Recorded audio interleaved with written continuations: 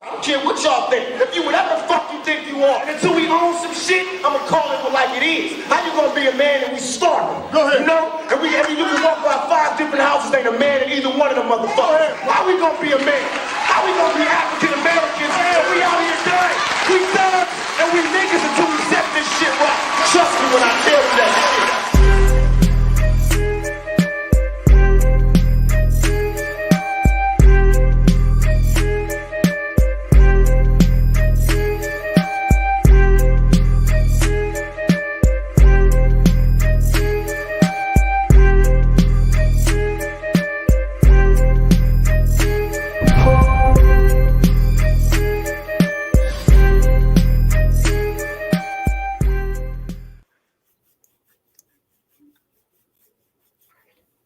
Yeah, what it is, what it do, man. Welcome back to the Black Alpha Network, certified Black Society. We in the building, in the place.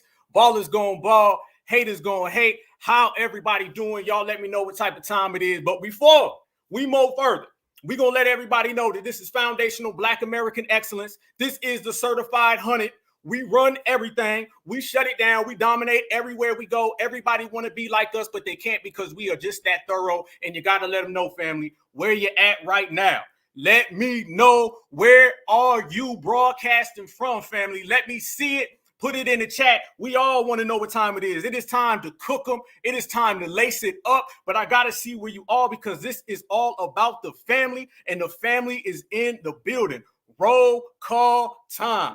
Let's get it, because today's episode, we're going to put some receipts on the table like we always do, but we're going to take it a step further, y'all. We're going to take it way further. On this episode, y'all, we're going to let everybody know that foundational Black Americans, we powerful in every arena, and when it comes to the vote, we're not doing what folks used to do in the past. We're not sitting here letting other folks dictate to us. We're going to show on this episode with undeniable, undisputable facts that our vote is nothing to be played with. And if we sit on the table, we're going to bring the whole plantation down. And if we lean back, we're going to bring the whole plantation down. And everybody's going to have to deal with us in the process. So with that said, family, I already see that the fam is in the building. We already got 120 plus people in here in just a matter of seconds. So let's go. Let's do what we do. On the table right now, y'all. Fair use, fair use, fair use. This video is for commentary, news reporting, teaching, scholarship, and research. Fair use because everything that we say has been thoroughly examined, and every single receipt that we give is thoroughly placed right then and there, y'all. So with that said, let's get it. We're going to see a whole bunch of people, y'all, that going to be trying to tell us how this election is the most important election of a lifetime. Oh, I see Cleveland in the building. All right, Southside Chicago, VA in the building, Philadelphia in the building, Mississippi in the building, Chiefs Kingdom. I'm taking that Kansas City all day long. Salute, Las Vegas, B1. I see you. Let's get it. Oh, yes, indeed. Oh, VA by way of the boogie down. Yes, go. Maryland in the place. Let's go. It don't stop. Everywhere we pull up, they see us, they identify us, and they know it, fam. We stronger than ever. I mean, how many times we gonna win, y'all? How many times? Our whole life is an undefeated streak. That's all we do over here. That's all we do. Right here, Black Alpha Network, foundational Black Americans, all we do is win. Everybody else got to bow down, and that's just what it is. And we're going to continue to keep it going. VA, I see you. Virginia Beach, Iron Wheel, salute to you, my brother. New Jersey in the place. Yes, indeed. Silver Springs, Maryland in the place. We got it. LA, you already know. Oh, before I proceed, okay, we foundational Black Americans, right? We got everybody against the ropes. We win all the time. Well, with that said, then today was a good day. And since it's a good goddamn day, and every day is a good goddamn day, it's a good day to roast them and put the facts on the table. So family, everybody talks about every election being the most important election of a lifetime, right? But see, they stayed on some vote blue no matter who. We got to run from the other guys, the boogeyman. I'm going to tell you like this. This is going to be a very important election. What I want to do, I want to get ahead of the curve. I want to talk about everything that's about to go down with this election, but I want to talk about it through the lens of us dominating, us winning. That's all we do. We don't accept nothing else. If foundational Black Americans accepted anything other than winning, we wouldn't be here. We are people by our very existence, okay? We are people by our existence. We prove that we are unstoppable. If we were able to be stopped, we would already be stopped. And we wouldn't be here right now, G-checking them, gatekeeping, slapping them all over the place. We'd be right here all the time, family, bowing down. And we don't do that. We right here showing out certified saluting. So when we talk about this upcoming election, y'all, this election is going to boil down to the black grassroots controlling everything. The black grassroots already runs everything anyway. We already got these folks talking about reparations. You got folks on the other side of the planet talking about reparations because of us. You got folks out here doing all of our dances, trying to rap like us, say they created everything we created because of us. You got everybody in every area of the world trying to be like us. And it's not just our lineage, family. It's our lineage in this generation. So I'm telling you right now, when election season comes, because we've already really kicked into it, but I'm talking about as it goes up and up and up, we are going to show everybody that we're going to reverse all the damage that them vote blue, no matter who folks done did. We're going to end a whole bunch of politicians' careers. I'm not talking about their campaigns. I'm talking about their careers. When you mess with foundational Black Americans and the certified hunted and the black grassroots, your career is in danger. Let's end them. Let's put them in that unemployment line. Okay, let's go ahead and give them that pink slip, right? We're going to evict some folks, and we're going to make people understand that you're going to run them tangibles. You are going to cut them checks, or your ass is going to be working at Winn-Dixie, all right? Or your ass is going to be working at the pit stop. You're going to be working at Amoco. You're going to be sitting there punching up some goddamn tickets and handing folks some goddamn lotteries, okay? But that's what you're going to do. So you're going to go from the governor's mansion, okay, all the way to the street corner. Your ass is going to go from the mayor to the street corner, or you're going to go from the White House to the street corner, because foundational Black Americans, we can do that. I see you making Georgia in the building, Oklahoma City in the building as well. I see you Texas all the way live. Yes, indeed. Let me put it like this. I already see what I'm liking right now. So let me put this on the big screen right here. Cut the check. Cut the check. We ain't accepting anything other than that. You're going to cut the check for foundational Black Americans, or foundational Black Americans are just going to cut you out. So you got a choice. You got a choice. Family, for the longest, they were always giving us the worst advice when it comes to voting. All right. You got to understand, the reason why we've been in the situations we've been in is because we had a whole bunch of civil rights old Negroes, and they were running around for years telling Americans not to leave the Democratic plantation. And by teaching us that, family, what that ended up doing, that ended up setting us back. All right. That set us back so long. With this generation, y'all, we have changed everything. And you know, I'm always talking about that. We changed what we call ourselves. All right. There ain't no more Africans Americans, ain't no more people of color, none of that. No, they gone out the door. We ain't dealing with them no more. So family, I'm gonna tell you like this. We are going to change the political structure the same way we change the social structure. We already know when it comes to social, we already got everybody scared and we already out here screaming checkmate. We know that. But when it comes to the political structure, y'all, the next step is coming. And we've had master teachers laid out for us, and I'm going to go ahead and show some receipts right now on the table. So sit back, family. It is time for foundational Black American, the certified hunted Black Alpha Network in the building, in the place. We are going to right here, right now, going forward, get rid of everybody who's ever came at us sideways politically. All them, y'all ancestors died for you had that right to vote. All that vote blue no matter who. All that run from the big boogeyman, anybody but Trump. All that is over with. It's going to be tangibles. It's going to be reparations, or it's going to be nothing. So with that said, let me take this all the way to our good brother, our master teacher, Dr. Claude Anderson. This right here, family, was simply stated by Dr. Claude Anderson about political power. And when we talk about political power, it only revolves around us. I posted this the other day, and I think I showed it last week, but I want to hammer this point home. If you see right there at the bottom, it says, go independent. I want you to see how our brother breaks down the way we should move and operate in terms of politics. But he not said this a couple days ago, a couple weeks ago. He said this in like 1990, 1991. But it's okay. It don't matter when you get there as long as you got there. And we're here now. So watch the way we implement every single thing our master teacher told us, and watch the way we give them that smoke, and watch the way everybody going to run them checks. And if they do not, then their asses is going to get ran off the block. Run the check, get ran off the block. Dr. Claude, bring it to him. Go independent. Do not split yourself up among the Democratic Party, the Republican Party, and Independent Party. You're weaker now than you ever were. Vote as a block. Go out right now and register any and every Black that can vote. Then pull yourself out of every party and hold yourself above all both of the national parties and say, I don't care who runs for an office. We will deliver our vote as a block to whoever makes the greatest promise to Black folk and deliver for us. That's who we'll vote for. And we will not tell you who we're going to vote for until the day of the election. So you actually exercise some leverage. That's right, and you demand respect. And at that point in time, they'll watch you and they give some credence to the effects of your vote. And more importantly, you should also create an independent party in this country for Black folk, so that whenever if the Ross, like Ross Perot, if he runs to Ross Perot, he's trying to do that. Well, if Ross Perot runs, you're going to find a greatest move in this country to the independent parties. If a person runs for the Democratic Party, Republican Party, and Ross Perot runs, you got a three-way split. Run a black candidate in the independent party, and that way try to take the election with 26% of the vote. Demand respect from people. Listen to that right there, family. Oh, he dropped a whole bunch of gems in just that short video right there. And salute to you, Blueberry Muffin. I appreciate that. That aired in 1990, y'all. Okay, 1990. Most of us was either babies or we weren't even alive yet. All right. So this shows you how long education has been there. It's just folks weren't gravitating towards it. All right. But it ain't our fault. If folks don't want to gravitate towards the truth, then we're going to bring the truth. That's what we do, foundational Black Americans. They give it, they take it, and we just snatch it right back out their hands. That's how we move. So listen to what he said. First off, go independent politically. All this stuff about tap dancing on one plantation to the other. I always say, if your plantation is red or your plantation is blue, you're still on the plantation. All right.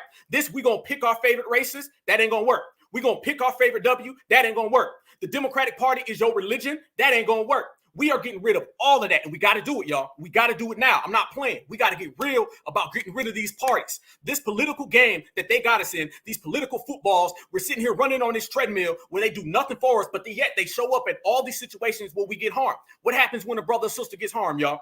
Somebody from the Democratic Party shows up. They sit there and get on the phone with the families, and they say, how are we going to change everything? Have you noticed this? This is just one of the millions of hustles they do. Whenever a Republican is in office, they tell us how racially we got a long way to go. Whenever a Democrat is in office, they tell us how we're in a post-racial America. Then they go back to another Republican, and then they tell us how we got a long way to go again. And then they go back to the Democrats, and they say it's post-racial. Every time there's a Republican, they tell us racism is bad. Every time there's a Democrat, they tell us we are in a post-racial America. And folks was falling for that. Folks was falling for that game. Folks was running out here believing everything they say. The beauty of this generation and this era, we believe what we say. We do what we want to do. We make all of our own rules, follow nobody else. So if you're looking, family, everybody from every single aspect of politics is shook. That's why I say the black vote has everybody shook. Why is that? Because they're dealing with a black generation that's on code. We're on code politically. Who was really showing the Dr. Claudes back in the day? Who was really breaking down game back in the day? They weren't doing that. They was going, standing outside in the cold, pulling that damn lever and voting blindly. We don't even do that no more. We don't acknowledge that no more. And if you come around us talking about voting blindly, we gonna run your ass off the block. So that's politicians ran off the block. That's old, outdated folks ran off the block. That's the boule ran off the block. And that's anybody who does not have a certified foundational Black American agenda. They didn't even say Black agenda back in the day. They would just say go vote. Their Black agenda was the Democrats. Their Black agenda was the Republicans. That's not the type of time we on. Exactly. Jedi mind tricks. And Black folks used to go for that all the time until we showed up. As soon as we showed up, things changed, not just socially, but politically. And I'm making this statement and I'm making this declaration. The same way I made that declaration when I went down to the task force in Fulton County, Atlanta, Georgia. And I made that declaration. I said, we will not be replaced. We will not stand away from our brothers and sisters. And we will not sit back while everybody gets all these benefits and we get nothing. I'm going to make another one. And that is politically, we are going to form such a genuine, certified Black grassroots political apparatus in the country. And it's going to be comprised of nothing but brothers and sisters who are on code. And we are going to run everybody out of our space. And the political atmosphere of this country will change based on that, and because of us. And they can't do a goddamn thing about it. And it starts with this right there. So when you see Dr. Claude say, go independent, look at brothers and sisters now. We say, man, F both of them parties. F them both. We going independent. Independent because we move independent anyway. Everything we do is independent because ain't nobody out here looking out for us. So Black people going independent politically is nothing different than what we've been doing in real life. In real life, we've been on our own game. In real life, we've been on our own accord. But yet when we get to the political world, we want to join teams. I always say this, y'all. The only team that you can ever be on is a certified Black team.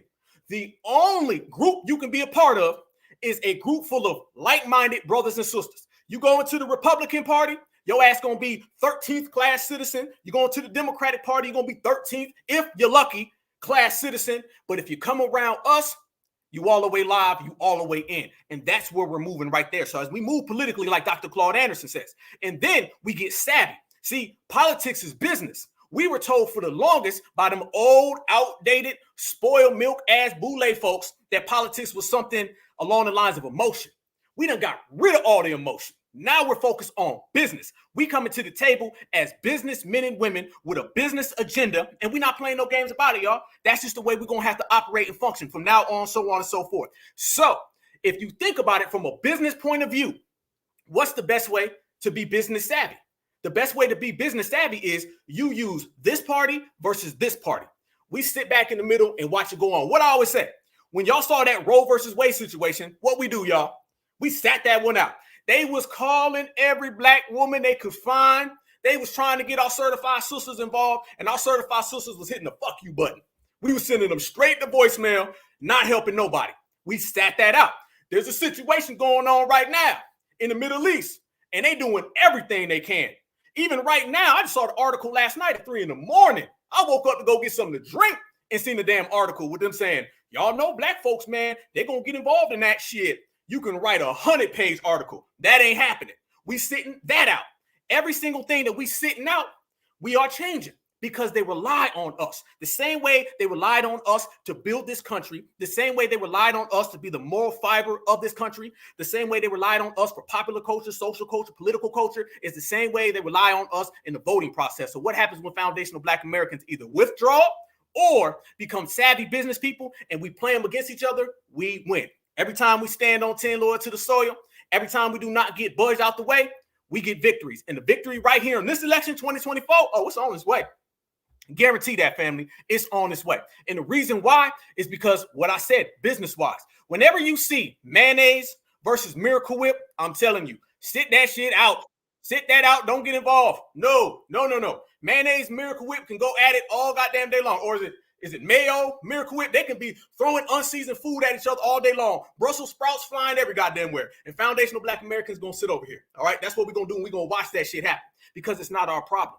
Us removing ourselves from the system or us controlling the system has always been the most powerful thing that's always brought to us the best results. Goddamn, we've been in here for 16 minutes. We got 300 plus people. Smash that like button because I'm telling you right now, this episode is going to be a classic. And I got some receipts, and I also have a special guest who's going to slide through, and we're going to talk about something that's going to be going down, and we're going to break it down as well. So this is the era of real-time results. Yes, hold on, freeze, wait a minute. Y'all know how we get down. Yes, right there. Yes, indeed. We run it. We run it. That's what I like right there. That's exactly what it is. We run everything we do. No more we just going to run around here and think it's just about our dances and our music. Man, that's only a portion of what foundationals run. That's a small piece of what we run. Man, we run this whole damn country. Whoever built it runs it, and we run it. Everything else they're doing is just make-believe, family. Make-believe. And understand this. Disney World is in Orlando and LA, okay? All right? Foundational Black Americans is in the whole 50 states. You don't believe us? Go ahead and look at the chat, man. We all up in here, up and down, left and right. So with that said, y'all, we are going to change this political structure and this political system, and we're going to do it by our own rules, playing them against each other.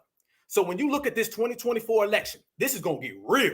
This is going to get real. I'm telling y'all. First off, the Democratic National Convention is going to be in Chicago.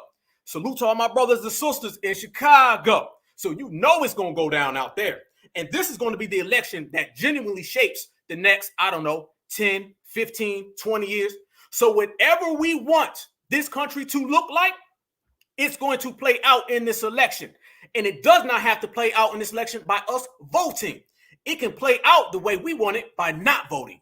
Our victories do not look like everybody else's because we ain't everybody else. Foundational Black Americans get victories that are completely separated from the whole crowd because we're completely separated from the whole crowd. What they did is they thought they was going to leave us out here in them cotton fields, out here in these projects, pushing us off to the side, keeping us by ourselves, and thought that we weren't going to like it. No, we was by ourselves for a long time. Yes, we was. And guess what? We ended up liking that shit too.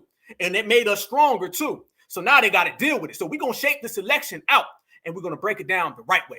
I put up a post on Twitter a couple days ago, and it's a clip from my show the other day. First off, family, there was some tap dancing, buckwheat ass banjo Democratic shills all in this goddamn comment section. And I'm actually going to show y'all the way it was. But we're going to break down on this episode the way that plays out and the way we're getting rid of it. Because we're done with the Democratic shills.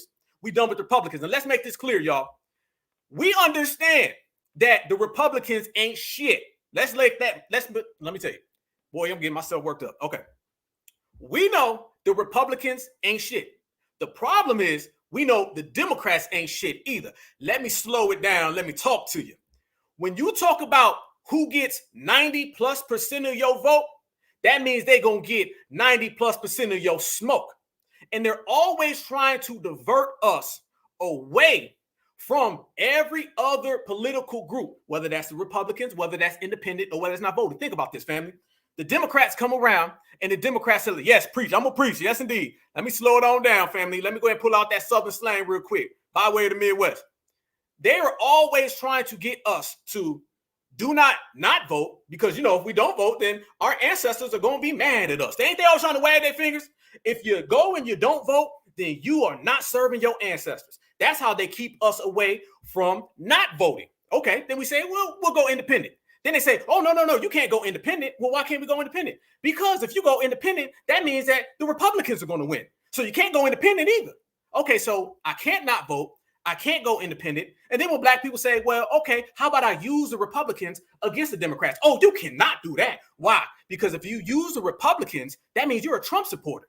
If you're a Trump supporter, that means that you're anti-black. Remember, Joe Biden said it. This ain't my words. This ain't Black Alpha Network. Joe Biden said, if you don't vote for me, you ain't black. That's what he said.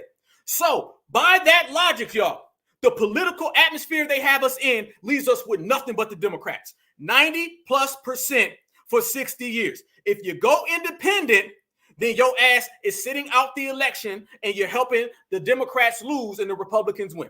If your ass stays at home, then you're lazy and you ain't serving your ancestors. If you even look at another party, that means you're just voting for the Republicans. What does that leave you with? That leaves you with them. That's reverse psychology. We ain't on that. 360 plus people in the room in 21 minutes. Smash that like button, family. We building, we working, we shining, we grinding. Above all, we are telling them now that we can do anything we choose to do. If we want to hustle this party against this party, we gonna do it. If we want to get a big ass bag of popcorn, sit at home and watch, we gonna do that too. If we want to go independent, we gonna do that too. Because foundationals can do whatever they want. Everybody runs around and they say, I'm a W and I say so, right? Ain't that what they say? Well, the new one is, family, I'm foundational and I say so. If foundationals do whatever foundationals want to do, we do it how we want to do it. Everybody else got to move the hell out the way. So I put up this clip talking about how they want to keep us away from Donald Trump. Some people say vote Trump. Some people say don't vote Trump. Some people say we ain't going to vote. But I tell you, the real solid part in the middle of all that is keep them guessing. Don't let them know. What did Dr. Claude say, family? Dr. Claude sat there right there. He said, don't let these folks know what we're doing to the day after the election. All this stuff where we broadcast who we going to vote for. No, we're going to be business savvy. We're going to come to the table and say, listen, this person is offering me $10 million. If you do not give me $10 million, I'm going to go over here. And then that person says, no, fine. We're going to walk our ass right across the goddamn hallway. This man got 11 million. Can you match it? Yeah, I'll give you 15. All right. Then we're going to walk our ass right back over here and say, all right, he's offering me 15. Can you match that? And if you do not match the 15, then I'm going to go over here. Now, whether we go over there and vote or not, it don't matter because now we playing these folks. So we slide over to one side, we slide over to the other side, and we got them guessing. We all in their brain, all in their mind. They don't know what to do. This is what it is, business savvy, family. If you're an athlete, you play for the Chicago Bulls, you go say, hey, the LA Lakers, salute to LA. The LA Lakers got a contract. Can you match it? No, I can't. Well, my ass is going over here then. I'm going to cut that check. Then they're going to say, no. Wait. Let's come to a table. Let's negotiate. Let's get something done. That's the way we move in the game, family. It is all about being business savvy, political. You don't go to Coca-Cola and say, no matter what, I'm going to go with Coca-Cola. You say, no, Coca-Cola, I might go over here to Pepsi-Cola. All right. And if your ass don't match it, then boom. Mind you, our voter block is strong. Our voter block is the strongest voter block in this country. Why do you think they always trying to tell us our voter block ain't strong? It's funny how when it's not election season, they say black folks need to get out and vote. When it is election season, they say black folks are the most loyal voters. It ain't about voting for the Democratic Party or the Republican Party. It's about us voting for our goddamn self. And sometimes your best vote is the vote you never cast when you sit your ass on that goddamn couch. So no tangibles, no vote. And if you cannot match what we want, then we're going to make sure you feel that goddamn smoke. As I proceed, family, this is what I said last week on last week's show. And it's simply about playing these two political parties against each other. Watch the way I break this down. And I say it pretty clear. It's exactly through the teachings of Dr. Claude Anderson. And the Democratic Shields found my goddamn page. Oh, yes, the hell they did. Oh, yes, they did. And we're going to show you why the black vote has them scared. And we're going to tell you why if you get the vote, you get the smoke, and it's no tangibles and you ain't getting nothing. Y'all notice that the Democrats have been on this campaign to stop us from even looking at Donald Trump's direction. Y'all notice that, right? They're always talking about, oh, Donald Trump, he didn't really give y'all money. I just seen some tap dancing person on the Breakfast Club, and she was saying, oh, Donald Trump didn't do nothing. There's this thing to keep us separated from even looking at Trump. This is the first time they've ever done that. They didn't really have to do this before, y'all. They didn't have to do this with George W. Bush. They didn't have to do this going way back to George H. Bush, Dan Quayle, none of them. There's this thing where they do not want us to even acknowledge Donald Trump. Whether you vote or not, they don't want us to take our vote and either sit on it or go vote for the other side. And this is why you've been seeing all these Democrats go on this campaign of let's keep Black Americans away from Trump. Y'all running around here talking about Donald Trump this and Donald Trump that. No, stay away from him. The reason why is because we in the Black grassroots want to close some borders. Donald Trump wants to close them borders, and they see a connection that they feel they cannot stop. So they went and indicted him based on us. Our victories don't look like everybody else. We noticed that when it came down to them indicting Donald Trump, that was all because they said, if Black Americans hold their vote, or if they even at a 5% increased vote for Donald Trump, it's over. As a matter of fact, look at all these polls coming out now. They don't ever talk about the Hispanic vote. They don't ever talk about all these people of color's votes and the minorities vote. They don't ever say that. They always say the Black vote and Donald Trump. That's what they always talk about. So you see that Black Americans in voting for Trump or sitting on our vote or even acknowledging Trump or threatening them that we might vote for Trump has them scared. And this right here is what Donald Trump said, y'all, when it came to being indicted. You become president and you don't like somebody, or if somebody's beating you by 10, 15, or 20 points like we're doing with crooked Joe Biden, let's indict the motherfucker. Let's indict. That right there, family, is what I simply stated. I thought it was made pretty clear, y'all. I don't think I said nothing too bad, too out of pocket. Okay, that's cool. Well, check it out, family. Let's go down. I very rarely show the post, y'all. But since I'm feeling real G'd up today, I'm feeling real certified foundational Black American excellent. Let me show y'all what these folks are saying. Oh, yeah, by the way, RP to the dog. RP to the dog. DMX, every day, all day. The GOAT. Let's get it. Now, I'm going to go ahead and show y'all some of the clips, family, that we got up in here. And I want y'all to notice that when I put that out there, these folks was mad. Democratic shields was popping out the goddamn woodwork. And that's a good thing, because when we got them like that, we got them all the way live. Before I go there, though, what I simply stated, and I thought I made it crystal clear. I simply stated, all we got to do is give the illusion that we may vote for another party just by listening, just by taking a meeting. Y'all remember when Ice Cube said, I'm going to go and talk to Trump? They acted like that was blasphemy. Like, you can't do that. Imagine in a system with two parties, people telling you that one is automatically canceled. Just like I told you, they say the independent game is canceled automatically. They say not voting is canceled automatically. They say voting for anybody else is canceled automatically. This is what they do. It's plantation politics. This is what the Democrats do. We know the Republicans ain't shit. Ain't nobody ever once said we was going to vote Republican. But if I can make that Democrat over there think that we might go vote Republican, that's how you play it. I might sit at home. But if that asshole's over there thinking it, that's good for us. That's the way we move, and that's the way we function. It's all about being business savvy. It's all about hustling these folks. And fam, oh, they was coming out the woodwork at your boy, but it's all good. That's all good. It wouldn't hurt so much if it wasn't true. All right? It wouldn't hurt so much if it wasn't true. Check this out, y'all. This is what they were saying. This is what they were saying. Salute to the brothers and sisters who was on game and understood exactly what I was talking about. Right here. This guy, have a seat. This guy already pulled out Donald Trump. Now they're using Donald Trump right there. They already using Donald Trump right here. Going down the list. Here we go. All right, check it out. Right here. They don't have to do that because what do you say? Most didn't think the president gave them stimulus check personally. Okay. Who's cutting checks? Who we looking at? Good one right there. Right here. Some people saying they're not voting. That's all good. Ain't nothing wrong with that. Right here, someone said Black voters aren't leaning towards Donald Trump. I didn't say they was. I just said that the thought of it has got them scared. So here we go. Keep on going down. This guy right here. There shouldn't be no Black voters anyway. All right. Social, right there. Look at this one.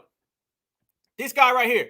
Social media gives everyone a platform to say whatever, what they say, to social media gives everyone a platform. Nobody's really saying anything. Well, first off, homeboy, you must not know who Black Alpha Network is, homeboy, because I cover triple homicides, spoken reparations task force, went out, ran up on senators, ran up on fake people, ran people out the paint. I done did it all, so I don't know who you talking about. And you can take your 6 followers and go somewhere else. All right, this right here, even more, family.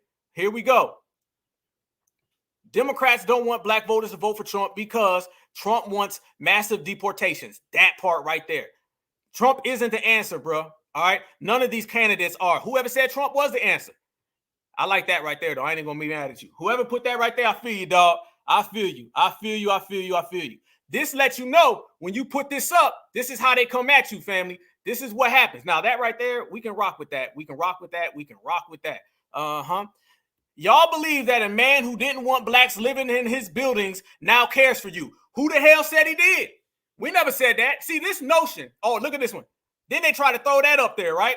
Okay, this is what they feel about you if you don't want to vote for the Democrats. If you choose to not vote for the Democratic Party, they view you in this light right here. This is what we say. Counterfeits think that they're certified, okay? The coons think that they're the ones who are about that life.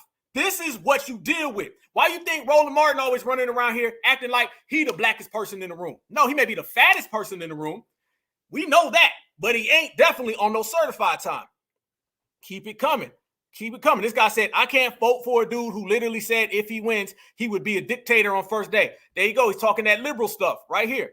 All right. We don't want to revert back to slavery. Now, here you go, family. This is the part where they start hitting us with the, y'all gonna go back in chains. Didn't Joe Biden say the same thing? We don't want to revert back to slavery. I wouldn't do good as a slave because I beat whatever. And then he put Biden 2024. That man put Biden 2024. Hell to the nah. Hell to the nah. So you already see what we talking about. Some brothers and sisters got the point. And then the other people, the off codes, oh, they were just babbling, y'all. They were just babbling all the way across the board. But that's what they view you as. If you ain't out here on that Democratic plantation picking that Democratic cotton, they're going to call you every which name in the book. Y'all notice this, family? Who really talks out their way to Black people more than Democrats? All right? Who really does it? Who really talks crazy?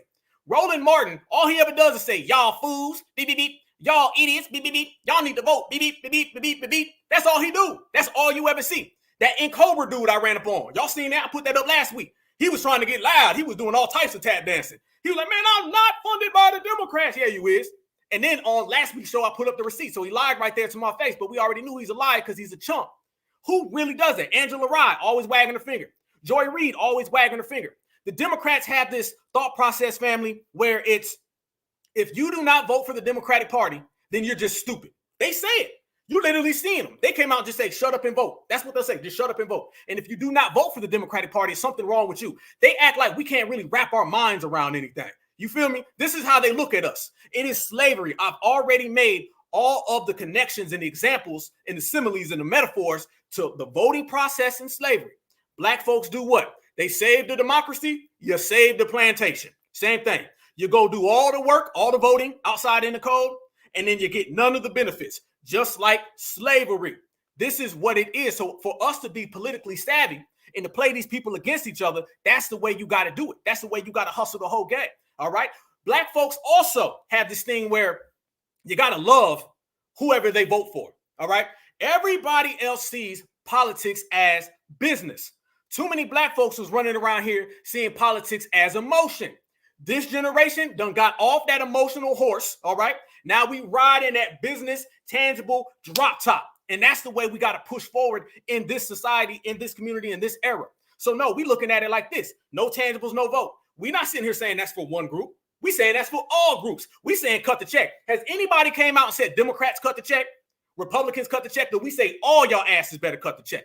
So when I sit there and I make them connections between how foundational Black Americans can hustle the system, and folks come out and start saying, if you don't vote Democrat now, Black Alpha, you just bad, you going back in chains. Okay, let me say it like this.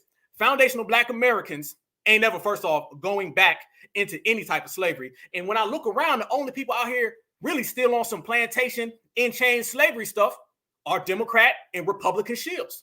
All right, you can give it to you. You got the Larry Elders of the world, You got the Candace Owens of the world, them is the Republican shields. You got the Holden Martins, the Van Nessa Jones, those are the Democratic shields. The Republicans ain't shit, the Democrats ain't shit. So it's in our best interest to take those two groups and play them against each other by either sitting out the election or threatening that we may go vote for the other ones, and don't let anybody tell you any different than that. But it did not stop there, family. As we proceed, we're going to also break down the way they come out, and they always point to things that don't exist. If you literally sit down with a Democratic shield, y'all, and you tell them some things, they're going to literally just make up stuff that never happened. I promise you they will. They'll be like, man, don't forget when Joe Biden passed that one law. You're going to be like, what law? That one law. What is it? You can't point to it. They can't ever point one tangible thing that they've ever done.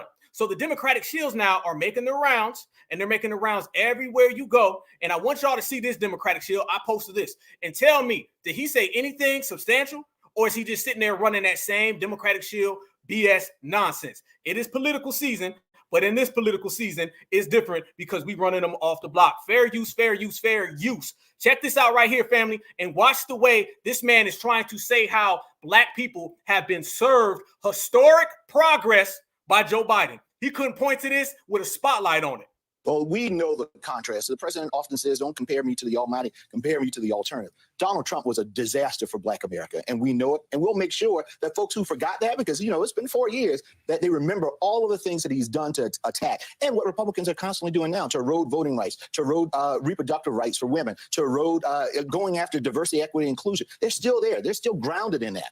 But we also want to make sure that no voter, particularly Black voters, do not feel as though they are taken for granted, that we see them, that we hear them, that we value them. And we want Black men particularly to understand that. We know that Black men want more security. They want more economic security and physical security. They want to be able to provide for their families. So we want them to know how this administration has made that happen. And we will continue to go that. I'm in barbershops every month all over this country. I was with Cory Booker in South Carolina doing that. This first in the nation. Wait a minute, freeze. What barbershop he in? No, hell no. Hell no. The only thing you need to be in is hair club for men. They still got that? He might be in there trying to get some damn implants. Trust me, he ain't in no goddamn barbershops. You got to have hair to be in a barbershop. All right? That shit you got on top of your goddamn head ain't hair, homie. So you better tell another lie right there. See, he already lying. He ain't lying just about the politics, just about the Biden administration. This man lying about the hair that he ain't got. This is how shameful they are. When you deal with a spineless person, you get spineless words. Nation primary in South Carolina is going to be centered on that. This is the first time, instead of Black folks being at the back of the bus, hell, we are driving the bus. And that is because of Joe Biden. No president before ever decided to take on Iowa and New Hampshire, kicking off this. And now in a state where 40% of enslaved people came to this country, the descendants of those enslaved people will pick the most powerful person on the face of this earth. And that it happened because of Joe Biden. South Carolina, which is your home state, Yes. South Carolina, which catapulted then candidate Joe Biden. No, hell to the no. Hell no, hell no, hell no. That, yeah, you ain't lying, bro. That is a moist ass shield. Yes, indeed. And he got the Akon hair. I think Akon might have him beat. You know it's messed up when Akon got you beat. I mean, Akon got that man beat by a mile. That man ain't got no hair. All right. He ain't even got an island. He ain't got a peninsula. That man ain't got nothing. He made Stephen A. Smith look like Bone Thugs and Harmony. All right. He ain't got no hair. Understand that. But that man said that historic progress has been made under the Biden administration. Where? I'm telling you, they talk to us, family, like we don't get it. They talk down to us. They talk to us like we crazy. Remember, Joe Biden is the one who came out and said, if you don't vote for him, you ain't Black. So when we say that they come out and say that, you already know what type of time they on. And remember this, family, we always say that they watching. We always say that they're watching everything we do in the Black grassroots. And what I call them Black grassroots imposters. They understand our lingo. They understand our words. They understand our intelligence. Ain't I always saying right here on the Black Alpha Network, I hate to go there, y'all, but I'm the one always saying that we're the ones in control, the Black grassroots. We're the ones driving the bus. I've actually told you who we done threw off the goddamn bus. It used to be the Boulay and all them. We done tossed all their asses off the bus. Now we're the ones rolling. That man right there just said that basically the Black Democrats and the Biden administration is in full control and they're driving the bus. If that ain't one of our talking points, family, like you've ever heard it before, one more time, listen to this man. Listen to him using our Black grassroots lingo.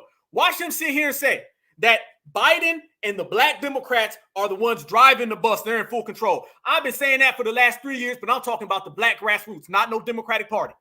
On that, this is the first time, instead of black folks being at the back of the bus, hell, we are driving the bus. And that is because of Joe Biden. No. That man said, listen to that. That man said black folks are driving the bus because of Joe Biden. Joe Biden is the reason why black folks are in control, not the black grassroots, not our lineage, heritage, culture, not our determination, our perseverance, everything we've been through, our soul. No, none of that. Joe Biden is the reason why. So everything that we doing right now, they're saying it's because of Joe. That's some Master Joe slavery. Didn't I tell you that the Democratic plantation ain't no different than any plantation for the last 400, 500 years in this country? And it's clear he living on the plantation. Then he turns around and says right after that, family, that we are the ones in control based on historic progress. But yet he never named one piece of that historic progress. He ain't give you a policy. He ain't give you a law. He ain't give you a tangible. All he said was a bunch of symbolism, a bunch of talking points, a bunch of gestures. And if they ain't got the memo, since we know they watching because they stealing our words anyway, if they ain't got the memo, we ain't rocking with symbolism no more. It's tangibles. And he proceeded to talk that bullshit. President before ever decided to take on Iowa and New Hampshire, kicking off this. And now in a state where 40% of enslaved people came to this country, the descendants of those enslaved people will pick the most powerful person on the face of this earth. And that it happened because of Joe Biden. So stop, freeze, done. All right, go ahead, homeboy. Go back to get your hair implants. All right. Now, notice how he just sat there and said the descendants of enslaved people. Who the hell was even talking about that? Nobody was ever talking about descendants or lineage or offspring, ancestors. Nobody was talking that until we showed up. Now everybody wants to say it.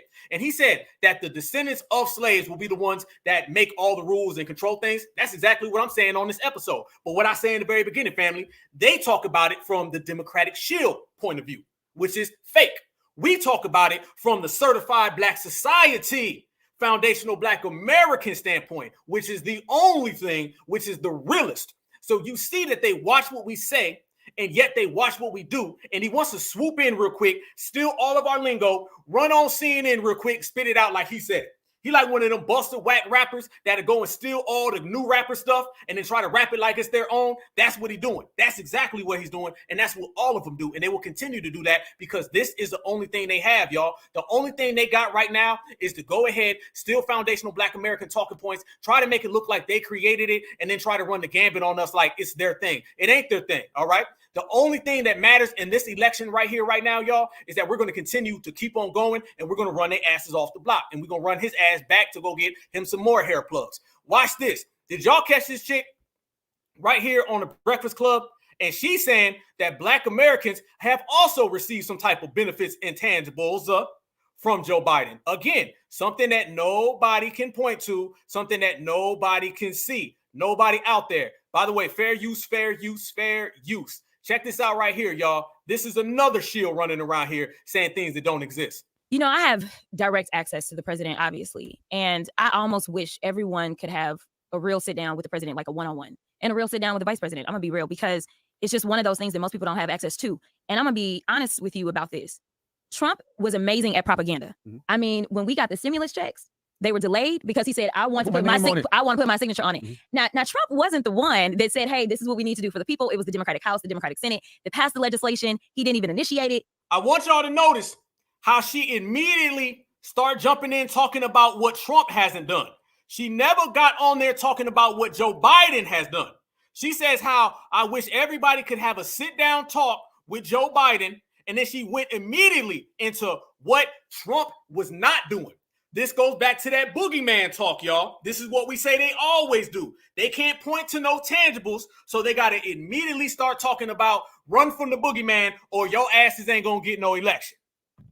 He just signed it into law, right? But he was like, this is a good opportunity. The problem is that it's exactly what you just said. Like, we need a president that's going to go around and brag on himself. He needs to be bragging about the fact he and his VP who graduated from an HBCU needs to be bragging about his VP who graduated from an HBCU, like that means anything for certified foundational Black Americans. And by the way, Joe Biden, she's wrong right here. She made two completely mishaps. She said Joe Biden needs to run around and brag about what he's done. The man can't even walk, all right? So he ain't doing no running. and he can't brag about anything he's done because he don't remember what day of the week it was. So she's completely wrong on that, the same way she needs to tighten up that wig. The fact that they actually have given more money to HBCUs than Trump ever did. But you know what Trump did? He sat back, he took a picture with all the HBCU presidents. So everybody's like, oh, Trump gave, no. Let's be real about this. This actually was the result of a bill that was signed into law by a Republican, by a Bush. And ultimately, this was a reauthorization. In the reauthorization, he actually wanted to zero out the HBCUs. But a Black woman out of North Carolina, my colleague, Alma, she said, oh, this is not what we're going to do. And so she fought for it. She was able to get the money back in. So once he signed it back into law, he was like, well, let's take a picture. Like, we have to do some of the gimmicky things, the things that will allow people to see and visualize. But let me tell you something. Oh, y'all do gimmicky. Whoa. Caught that, y'all. Caught that. She said, we got to start doing some of the gimmicky things. You mean like a statue of Emmett Till? You mean like racial equity? You mean like every single thing that the Democrats have done for the last 60 years? She's trying to sit there and act like they ain't been doing gimmicky things. They have a political party and a Black agenda based on everything. You mean collard greens?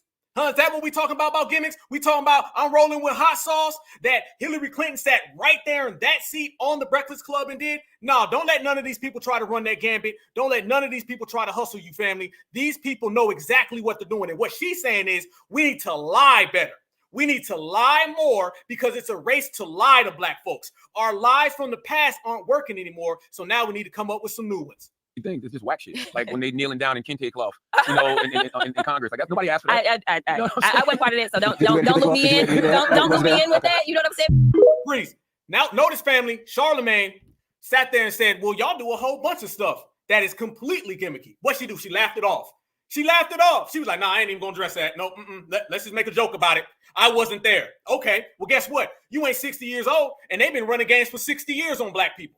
This is what we talk about the Democratic shields. This is what we talk about the way they try to play us. And if you disagree with anything she said, first thing they're going to say is either you're a Trump supporter, and half Black folks in this whole goddamn country ain't never voted. How are you going to have a community that ain't never voted Republican, ain't never voted for Trump, openly tells you Trump ain't shit, and then you try to put that tag on us? Or they tell you to run from the boogeyman, or they tell your ancestors died for you to have the right to vote. But they ain't wrote one piece of legislation for foundational Black Americans to achieve. They haven't wrote anything for foundational Black Americans to persevere and to strive, but they'll sit there and say, we need to do more gimmicky things. So in her words, family, gimmicks are the way that the Democratic Party has to serve Black people. And if it ain't about gimmicks, then it ain't about nothing. This is why, and I said this, and I'm going to continue to say it, family. And as I say this, we're moving into this new era, and I want y'all to understand this new era. We are moving into full court press. And I spoke about it last week right here on the Black Alpha Network, family. When I say full court press, it's all about us right now putting everything on the table. If you do not support reparations, we're going to put your ass on that big screen, show the word. So you can't get there and say more gimmicky stuff. If you do not support policies and tangibles for foundational Black Americans, I'm talking about from the beginning, the middle, and the end, we're going to put your ass on that big screen and let the whole world see it. This year right now, a lot of brothers and sisters are out here in the trenches, unlike ever before. So when I talk about reshape, remolding, and remodeling the political structure, family, we're doing that right now in this generation by what, y'all? By what? By running up on these folks and giving them that full court press. You're not going to get on these interviews in these little, controlled environments where you sit here and tell us what we need to do. No, foundational Black Americans is just going to say, hey, I got a phone. I got a goddamn camera right here. Hey, all right, tell us about your reparations plan and look into the camera. Smile. That's what we're doing now. Smile. Same way I ran up on that Cobra dude, ran his ass off the block, and he can't lie no more. Same way I ran up on that Georgia State Senator, can't lie no more. That lady from the Reparations Task Force in California flew her ass all the way to Atlanta. I ran her off the block personally. Like, I seen her put her coat on and walk her skinny ass right down the block, and then she hopped on the plane and flew back to California. Probably hates Black Alpha Network. Good. That's what we're doing. But it's brothers and sisters all in the chat. I don't know if our brother Autodidactic is in here. If you're in here, brother, salute to you. He's a gentleman who ran up on Stacey Abrams and was like, hey, how do you feel about reparations? And she kind of blew him off and was like, basically, no, right? Now her ass is in Nigeria. This is what brothers and sisters are doing. We're not letting nobody no more run this political game on us. And it does not matter if you're a Republican. It does not matter if you're a Democrat. Either way, you're going to get the same type of smoke. Watch this right here, family. This is another person running around here talking about the Black vote. And you guys remember I said the thing that they're afraid of is the Black vote. They don't ever talk about all these other people who ain't rocking for Biden, because let's let it be known very clear. Biden has no support across the board. Nobody's rocking with Joe Biden. Jimmy Crow Joe has lost the Hispanic vote because they want to be Republicans, all right? You see a bunch of Arabic people, they say that they're not rocking with him. They're calling him Genocide Joe. But they always want to talk about the black vote because we're the only ones who are on code. Those other groups are off code. We are on code, and they don't know what to do about that. Look at this guy right here, family. He starts talking about foundational black Americans, basically, and he starts talking about the way the game goes and basically how Jim Crow Joe Biden ain't got no support. This is another shield. Why is he losing the black vote, do you think? I think and also, and by the way, not for nothing, the Hispanic vote also, you saw those numbers from Harry Anton. I mean, look, I think he's losing the black vote because black people are, particularly some of the younger ones, are sort of sick and tired of saying, look, we're going to give you 95% of our support and we're getting the bare minimum for it. There is not a single group in this country more loyal than black women and followed by black men. What I am saying is that if the Democratic Party wants to continue to receive the support from black voters, particularly younger black voters, there have to be real deliverables, tangibles that people can feel and say, okay, this is what I'm getting in exchange for my vote. And they're not seeing that. And Freeze. Did you notice he threw intangibles? Where'd he get that from? Where did he get the term tangibles? The term tangible has never been used in the political atmosphere in this country until we start saying it. They never said black agenda till we did. They never said foundational till we start saying foundational. Now you're starting to see them, the foundation of this country, the foundation of the Democrats, the foundation of the voter bloc. Now they say that. And he just said tangibles. And the other guy a minute ago was talking about descendants of slaves. And he was talking about we done threw them off the bus and now we're on the bus. This is what we talk about. They're watching every single thing we do. They're watching the way we move because they understand if they want us to come and try to vote for them, they got to speak like us. But we ain't falling for that either. Let it be known and clear. We know who biting our language. We know who's swagger jacking. We know who's out here saying FBA talks like that. Let me go say that back to them. We know all this. You ain't fooling nobody, homie. You better try again. And this is why we are moving along and changing the political structure. Trust me, y'all, they scared. They scared right now. They've never been so scared politically because you have a voter bloc that can literally run them out of business. You have a voter bloc that can literally end careers. But this voter bloc is not doing what you tell them to do no more. This voter bloc is making its own rules because it's led by us. Every brother and sister in the chat right now, from all of those 50 states that we had in the roll call, we're the ones in control. So what does the political establishment, whether that's Democrats or Republicans, whether that's liberal or conservative, red or blue, what do they do when the certified foundational black American black grassroots says hell to the no? You get stuff like that. They start trying to run with our lingo, run with our words, and we are not playing it. I'm telling you, family, they are very, very afraid of what we got going on, and they will continue to be very, very afraid, and we are going to continue to give them that certified work. Now, with that said, family, let me tell y'all this. I'm going to tell y'all right now, there's something going on in this community right now, family, where we are pressing everybody who does not have time for us. We're pressing everybody who thinks that they're in full control, right? It don't just stop there. Brothers and sisters are out here putting in that work. I need y'all to smash that like button. We got 500 people in the building. We are deep tonight, family, and we ain't even been on for an hour. Less than 1 hour, 500 people. Smash that like button, share this video. But I told y'all we got some surprises. I told y'all we got some real work. But let me continue to bring it. When we talk about this political atmosphere and we talk about really genuinely running up on people, giving them that full court press, making them take everything that they've ever told us and put it on the line, show and prove, right? Show and prove. No, shout out to everybody from Missouri, St. Louis, all the way across the board, Kansas City, okay? They say that's the show me state. Well, in a lot of ways, foundational black Americans, we are all show me people because we make people have to show us what they saying in this generation. Well, we're going to go ahead and tell you. When you all see me run up on them folks in Atlanta and Texas and Florida, wherever I've been at, that's just one part of what we do, y'all. We catch everybody and make them put it all on the line. So it don't just stop there. This is a collective effort. This is going to take all of us. We're all going to have to move as a unit because y'all know we bigger, we stronger, we faster when we operate together. We building, we working, we shining, we grinding. All right. We are untouched, unmatched, and stronger than ever. So the whole family is going to get on one page and we're going to move everything that's negative out the way. We're going to move all that counterfeit energy out the way. We're going to put in certified energy. And the best way we put in certified energy, y'all, is by getting together, building together, and working together. So with that said right there, family, I'm going to bring on one of my good friends right here, family. And we're going to talk about something that's going on right here in the South, right here in the turf, because you know there's an erasure and they're trying to get our brothers and sisters out the paint. You know the election's coming around and they're going to try to run us out the way, but we ain't going for it. So I want to tell y'all about something that's popping off real soon that I will be there, my brother will be there, and we're going to talk about the way we can show everybody the way the game goes. I got our good brother right here on the stage. Brother Marcel, you there, family? Hey, Alpha, how are you? I'm in the building, brother. I'm in the building, y'all. Salute to our good brother right here, family. Brother. There's something going on down in the great state of South Carolina, Columbia, which is a place I love, family. Can you tell everybody what's going on? Because this is going to be a family affair, and I want everybody to know about it. So on January 15th, South Carolina has we call it King Day. That's Martin Luther King Jr.'s birthday, so it's a holiday. And they do what they call King Day at the Dome. And they meet at a church called Mount Zion, and they march down to the State House. Of course, you don't have to meet at the church, but at the State House, the South Carolina NAACP, which, you know, NAACP as an organization is not good for us, but I do give them props for this. They do have a program where elected officials get to speak. Among those elected officials will be some presidential candidates, okay? And even possibly the current sitting president, if you acknowledge that anti-Black failure. They then give 3 hours where they tell the elected officials and all aspiring would-be elected officials, get out there and talk to the Black people. It usually draws hundreds of numbers, sometimes thousands. It's usually quite cold, you know, even by our estimation at least. So it's usually hundreds.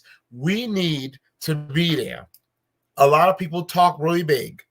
You know, I saw what happened in Atlanta. All this talk about being on cold and boots on the ground and we stomping and hardly no one showed up. That cannot happen here. We can't talk about our people being off cold, and yet when it's time to educate our people to help get them on cold, we are not there.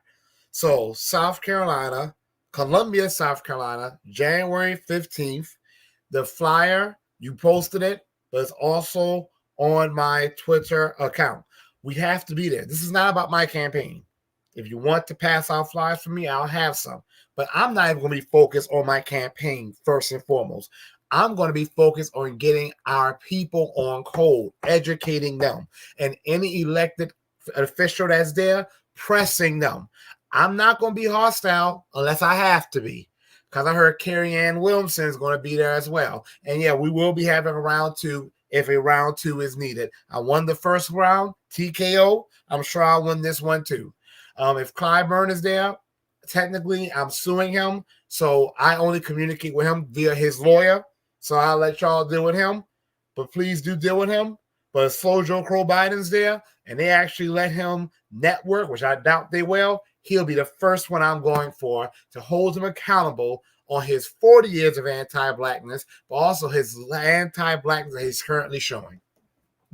Brother, can you tell everybody where Columbia is located? Because Columbia is in a real great location in the South where you can touch so many nice major places. Can you tell everybody where it's really located? So it'll be in Columbia, South Carolina at the South Carolina State House. But Columbia, South Carolina is barely, not even an hour from Charlotte, North Carolina.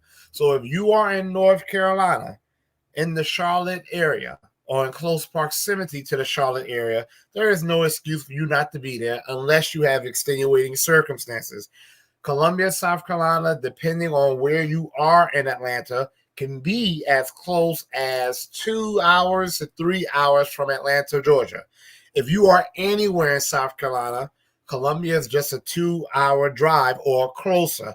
The reason they selected Columbia as the capital was because it was equidistant, meaning it was 2 hours from all the different regions or closer, okay? And if you are in like Augusta, Georgia, that's just an hour. So we need to show up and get our people educated. Now, everyone's saying they'll be there, and people are saying they're going to rent a bus. I don't expect 70% of them to be there. But if we can get a good 10 to 20, that will be great, because we do need to have a show of strength in numbers. And I think we need to be together. I'm going to do a Twitter space about it. You and I have already talked about that. If we have it, we need to wear a shirt saying reparations, and we need to stick together, and we need to, and this is not in a hostile way, for lack of a better term, mob some of these elected officials and engage them. And if they're elected officials, they should be able to speak to us as their constituents, whether it's one of us or it's 100 of us. Certified salute, brother. You already know. You already know. I'm gonna be there. Let me tell y'all real quick before I let our brother go, man, because I know our brother got some good work to attend to. They know this brother, man, because when we pulled up in Savannah, Stacey Abrams and them, they got her out of there quick. That one Tupperware dude, they rolled him out of there. The damn mayor was gone, man. So they be knowing our brother. That is more of a reason why we got to move as a family, because we are stronger together. Anybody got brothers, sisters, aunts, cousins? Y'all know it's one thing when you're by yourself or you got 2 or 3, but when you pull up with the whole family, the game changes, brother. So salute to you, brother. You already know, man. Y'all tap in. We're going to have a space about it. We're going to organize it. And this is the new era. This is the new generation where we don't just talk about it. We be about it. We don't just sit back and wait. We all move forward. We are not out here waiting. We out here regulate, man. So appreciate you, brother. You're welcome, Alpha. And before I go, let me just say something real quick. If any one of us can show up and we don't, that's unforgivable. Because we're talking about people being off code, we have a chance to get them on code. And we need to make reparations first and foremost, status-based. But we also got to talk about this illegal immigration invasion, okay? Because that primarily harms us. And they're primarily importing these invaders here to replace us. So reparations, deportations, okay? I know there's a third one, because, that's protections. But we got to get the reparations, and we got to now talk about this deportation, because not even in second place, this illegal immigration invasion and even legal immigration invasion, these is now in the place of 1.5. That's how serious this is getting. Okay? The Alpha, thank you so much. Hey, whoa, bro. Before I let you go, you brought up something. I was going to forget about this. You had a debate the other day where you roasted somebody. Just roasted them. Please, family, if I can get 2 minutes, brother, tell everybody about Cam Howard, okay? Cam off code, in Cobra, narc ass Howard. The same guy, y'all, that we was talking about last week when I ran that in Cobra dude. Our brother just roasted a narc dude. Tell everybody, family, how he's trying to set it up for our reparations claim to hijack it and make it about race opposed to lineage, family. I got to get you online with that one, bro, because you had a space and you destroyed him. So Cam Howard is using triple speak, not double speak, triple speak. He is now, they used to be very blatant about reparations being race-based, which is unconstitutional.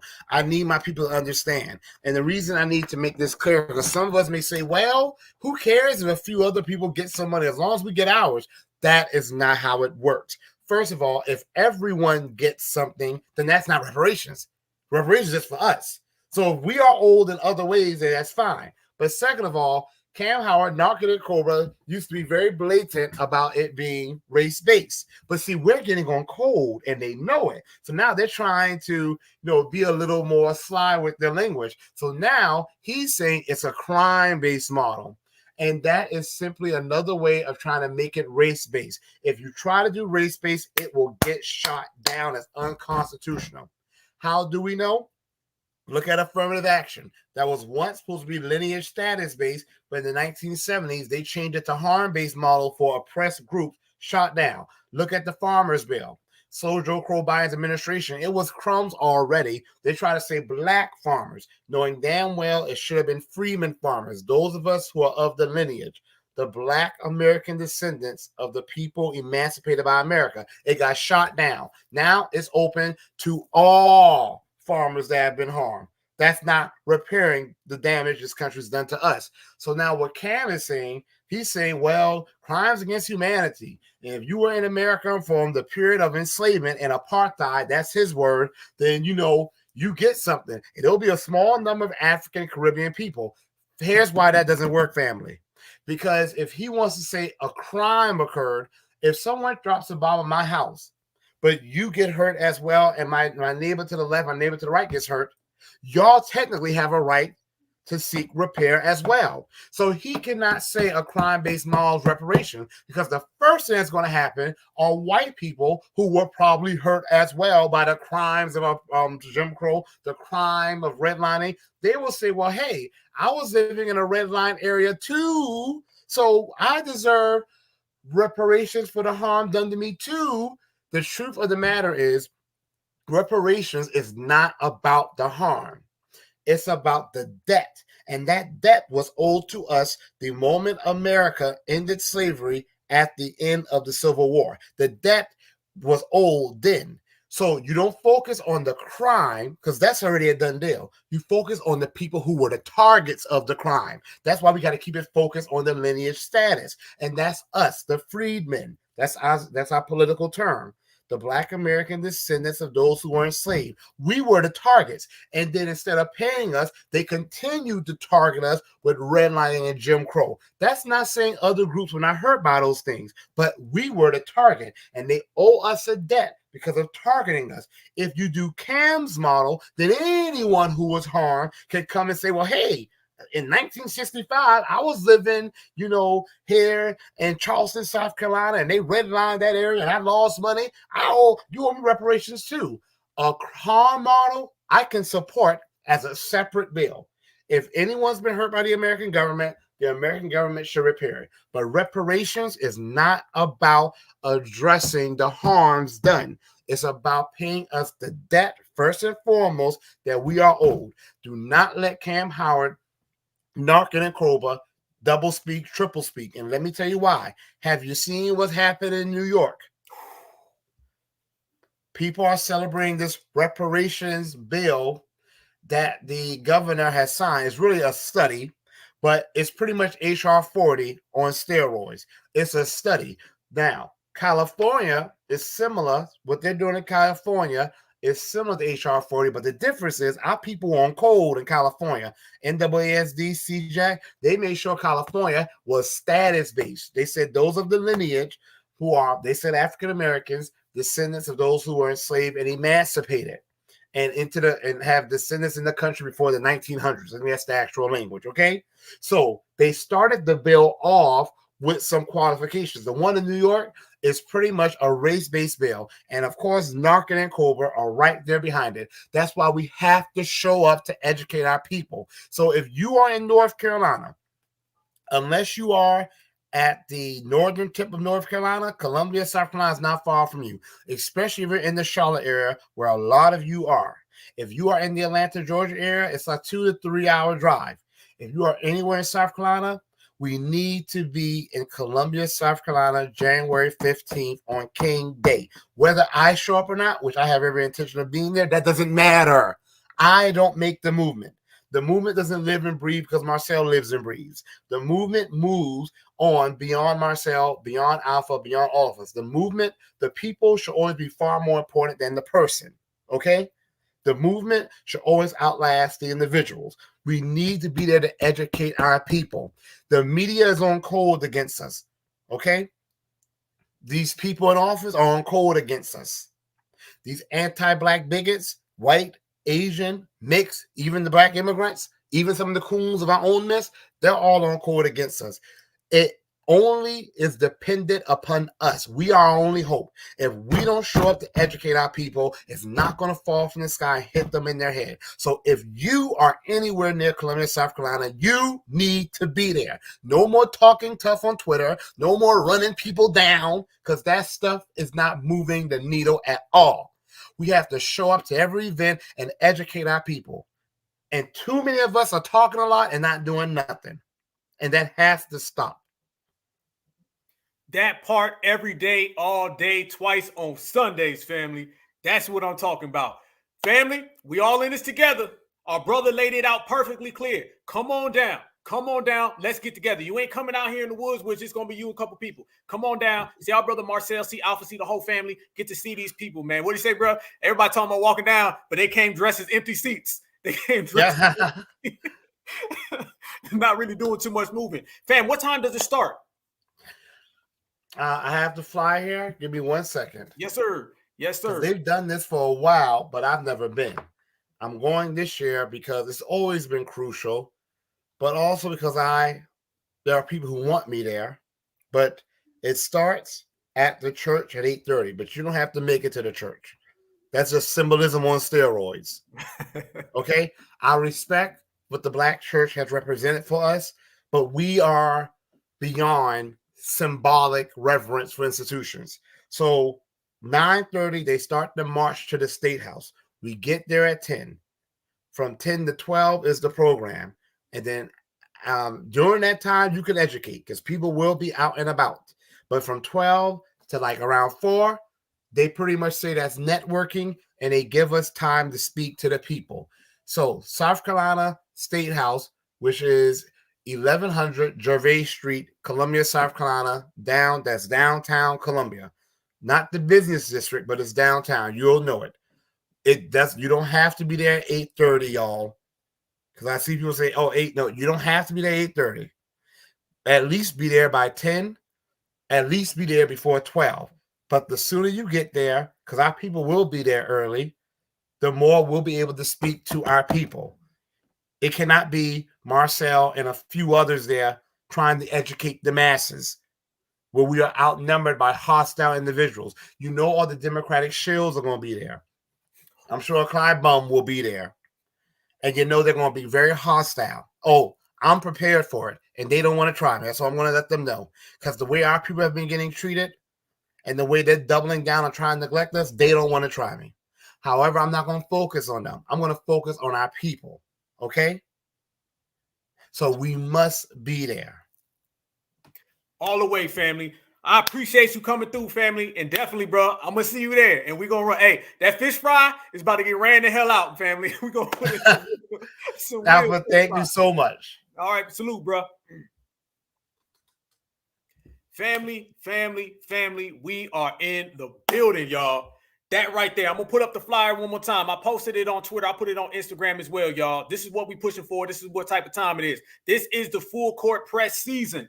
This is all about us. This is about actions being louder than words. Only time you should ever speak about it is when you about to be about it. And when you be about it, they're going to see about it, y'all. I hope to see all of you guys there. I will be there. Black Alpha Network, our good brother Marcel will be there. I already see some brothers and sisters in the chat said they're going to be there. So I'm already turned up. I'm excited, y'all, because there's nothing better than a family affair, especially when your family is certified foundational Black American. So that right there, y'all, is what is going on, and that is what's happening. This is the era and this election season. I'm telling y'all, this election season is different, and it's on us to mold it the way it needs to be molded. It's on us to shape it the way it needs to be shaped. We're not sitting back no more and allowing these people to dictate a damn thing to us. They will have to see us. They can't be in these back rooms with these summits and these little conferences where they don't invite nobody. You got to get an invitation and there ain't no more cameras. And they're sitting there dictating our lives to us and we're not present. Now we're going to be present. Now they're going to have to see us. Now we're going to let them know that it's foundational Black American every day, all day. And they will see that this era hit completely different. And they will see that this era is in full effect, full control. So I can't wait to see everybody there. Proceed. Y'all going to be hearing more about that. And that's coming up real soon.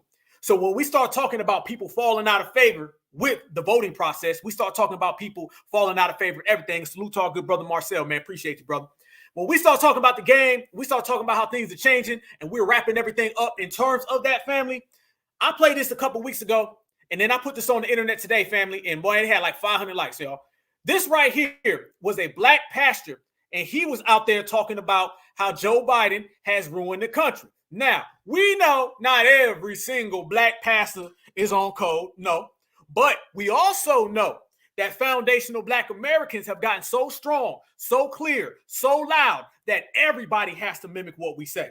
When we have Democratic shields trying to take our talking points, we got the Black church trying to take our talking points. Holland Martin be trying to talk like us. They only do that because they cannot deny us. This is an undeniable generation. Watch this pastor right here go off on Jimmy Crow Joe Biden. If you have not seen this, y'all, this right here is what I call the foundational effect. Foundational Black Americans get on code, everybody else starts watching. Foundational Black Americans get on code and everybody else starts talking just like us. I hope y'all like y'all's president. Because in a year's time, he screwed the whole nation up. No, our nation's gone backwards. A year ago, you were paying $2 a gallon for gas. Yeah, let's take it where you can relate. And you're paying almost $4 now because of his decisions. Yeah, it's his decisions. 2 million people have crossed our borders from Mexico. Now you're getting political. No, kingdom. And kingdom. Screwed it up. And they put on airplanes. Read your paper. No, they ain't gonna put this in your paper. They don't report this. But they are flying people who cross the border illegally. Your government is flying them to cities across the United States and putting them up in hotels and paying for them with your money. Yeah, he must be a Trump supporter. No, I believe, yep. I ain't a brainwashed Negro. Brainwashed Negro. God gave me a brain. And I'm not a sheep. Boom. That right there is the tide turning. That right there is change in real life. What Obama say, hope and change, that ain't no hope. But that change right there, family, is what we are instituting. That type of change has people in the black church saying, hell no. Man, he's using our talking points. And much love, use whatever you got to use because we educate. We teaching everybody right now. That's what we do on this side. So when he starts saying Joe Biden is flying everybody to our country, that is a talking point that comes from us because we're the only ones speaking on it. When we start talking about how they getting put up in high rises while foundational black Americans are sleeping on the street, that's because we're the ones talking about it. We are literally now changing the whole country all across the board. This is a different generation, a different era. I've been saying it now for the last 3 years right here on the Black Alpha Cash, y'all. We are changing everything. And I'm talking about you, everybody. All of us together. As we talk about getting together, giving a full court press, speaking and being heard. Oh, we speaking. And it's evidently clear that we being heard because you see people in the church saying it. And they're not just saying some random, vague things. They're literally talking like they've been watching us. And they have been. So when he starts talking about immigration and how Donald Trump is elevating, Joe Biden is elevating people and Donald Trump wants to stop it, and they call him a Trump supporter. We said that right there. So the very fact that we want to stop this influx of a migrant crisis, an illegal immigrant invasion that's affecting our community, the very fact that we want to stop that, they say that we are Trump supporters. They ain't got nothing to do with Trump. When we say that these people are coming to our communities, they ain't got nothing to do with Trump because that's happening. If we sit here and say these people are being elevated above us, that ain't got nothing to do with Trump because that's happening. This little notion that every single thing we say, we thinking about Donald Trump, the liberals and the Democrats are thinking about Trump way more than we ever are. When I say that foundational black Americans built this country, they ain't got nothing to do with the Republicans or the Democrats. That is an empirical fact. When I say that foundational black Americans are the backbone of this country, that is an empirical fact. And when I say that the migrant crisis has been anti-black since day one, that is an empirical fact that they cannot change. But we got receipts to show it. This right here, family, came across my timeline, and I want y'all to see this. How do you know that this migrant crisis, and let me ask this question. Let me ask this to everybody right now in the chat. Let me ask you guys this. When you start talking about this whole immigrant invasion, is this something, y'all, that was planned?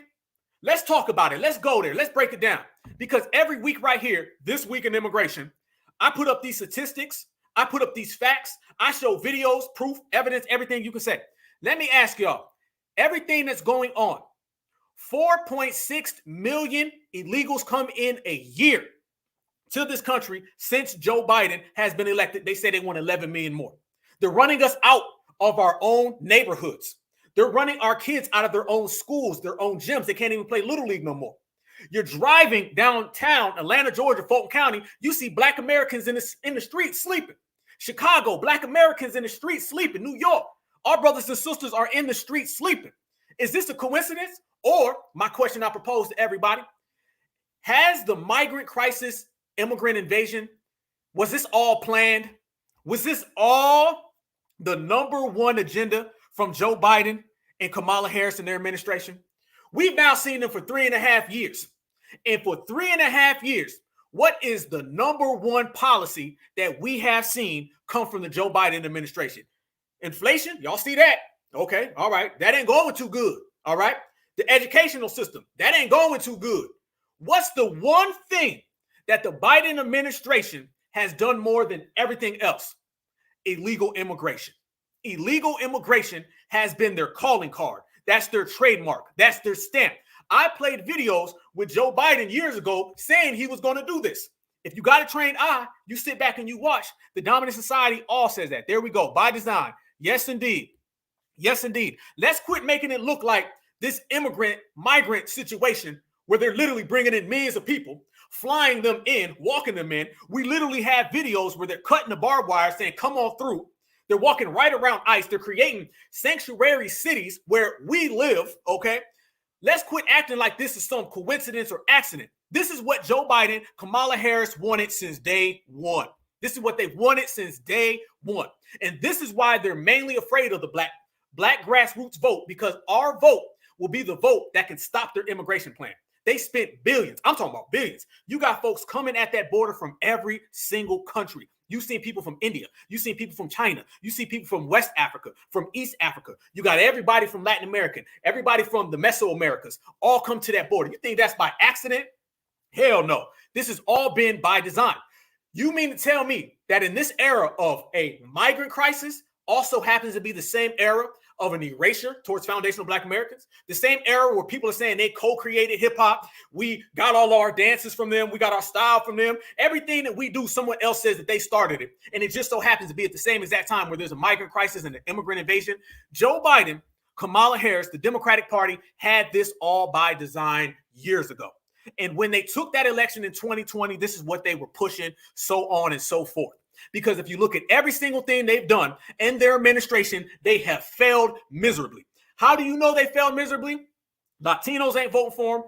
Arabics ain't voting for them. Black people ain't voting for them. Their support has went down in every single demographic. But the one thing they have succeeded in is bringing people into this country. So yes, it all is by design. And every week we have videos to prove it. And family, foundational Black Americans are getting on code, and we're understanding that every single thing that they've been doing and every single thing that they've been up to is designed to try to run us out of where we are. As a matter of fact, not only have they tried to run brothers and sisters out of our neighborhoods, they've literally ran brothers and sisters out from outside. Yes, brothers and sisters are being ran from outside, meaning if you are a homeless Black American, you're being kicked out of the park you sleep for illegals. We've seen the videos. We've shown the videos. And I got another one for you, fam. Receipt number 222. This right here is migrants from Africa. And family, they are thanking Joe Biden. Yes, that's another thing. They at the border thanking Joe Biden. I played the video where they saying, Biden, Biden. I showed you another video. Guys said, thank you, Joe Biden. I showed you another video. They said, Biden welcomed us. I showed you another video where he said he wants to increase reparations for them. Showed it, said it, delivered. Watch this video right here of some Africans being seen at the Mexican border. Family, they got Africans from Africa coming to the Western hemisphere all the way out here and going through the Mexican border. They call it the Biden Express. And I got some receipts on the Biden Express, and I'm going to show you the details, and I'm going to show you where it flies to, and it lands right in our backyard, and these people land right in our cities. Foundational Black Americans, Black Alpha Network, smash that like button. Y'all share this video because we're about to increase the temperature. This right here are some Africans that are at the Mexican border. And notice, family, they're saying the N-word. Yes, I'm about to play it. They're saying the N-word. They're thanking Joe Biden. And they're saying that they're coming into our country and they got cell phones and everything. So you got to ask, is this a coincidence or by design? Are these people struggling or are they being flown here? Are these people well-to-do and being placed in our communities to replace us? We will be the judge. Watch this video right here, family.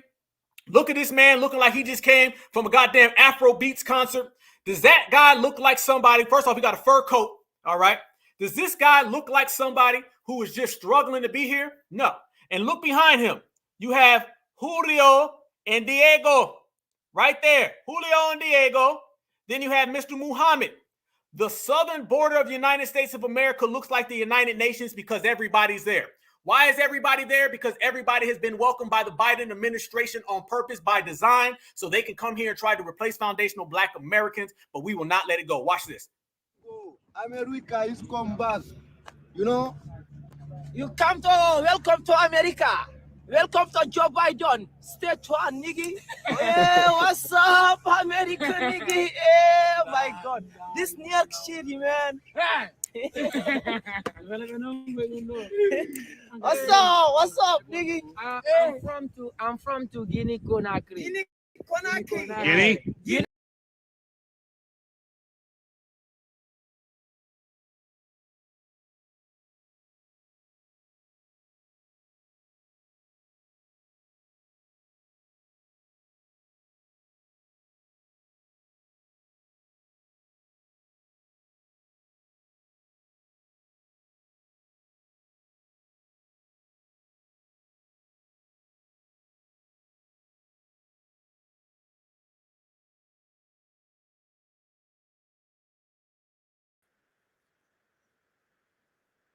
I'll be damn, fam. That shit done knocked my damn feet off. Hold up. We rocking.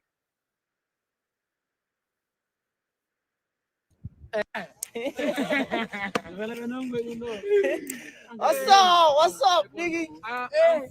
I'm from Guinea Conakry. Guinea Conakry. All Guinea. All Guinea. Okay. Yeah. You're going to New York? Yeah, New York City. All New York? Yes. You get hotel? They give hotel? Phone? Telephone? Telephone, yeah. Yeah. Telephone. Right there. Look at that, y'all. Look at that right there. Tell me right now, family, did he just pull out a cell phone? That man pulled out a cell phone and said that it was given to him. What does that tell you again about what's going on at the border? That man said he got him a date, a time. He got it all laid out for him. This whole situation is not something that just happened by accident. This ain't a coincidence, y'all. That man pulled it out right there.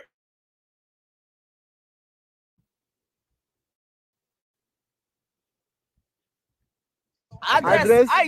Oh, you have address? Yes. Do you know people friends? Yeah, My people parents. friends. Parents are there? My father. Your father's there? Yes. Okay. So what are you gonna do? When you get there? What do? Yeah. What? What when you get to New York, you do for work? What do? Work. U.S. military. Are you gonna go to the military? Military. Marines. Military. So you're gonna go to the Marines? Yeah, military. My work favorite. Can you make it's very difficult? Is okay? Are you strong? Yeah. You're very strong. Look at that right there. Now, if a brother and sister in America did that right there, you catch a RICO. You catch a RICO, family. This is all by design. Family. Them people are pulling out cell phones, fur coats. First off, he's saying, nigga. He's out here saying the N-word. They out there flashing all these little signs. They doing all that type of stuff, family. Anywhere else that would not be welcome. It is only welcome here in the United States of America because it is all, once again, by design. This is what they're trying to do, y'all. This is a part of the erasure. This is a part of them trying to scheme, hustle, and plot against foundational Black Americans. We all see it. It's right then and there.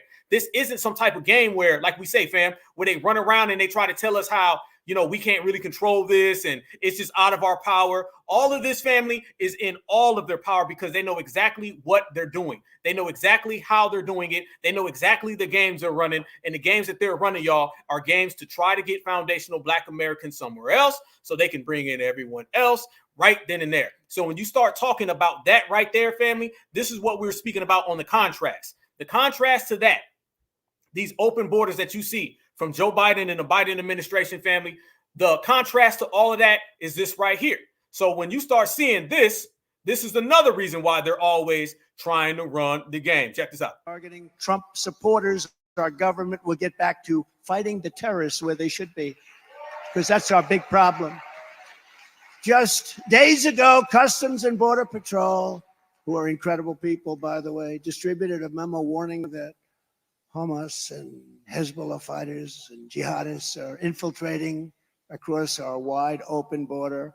They're all over the place. Nobody's ever seen anything like this. They're all over the place.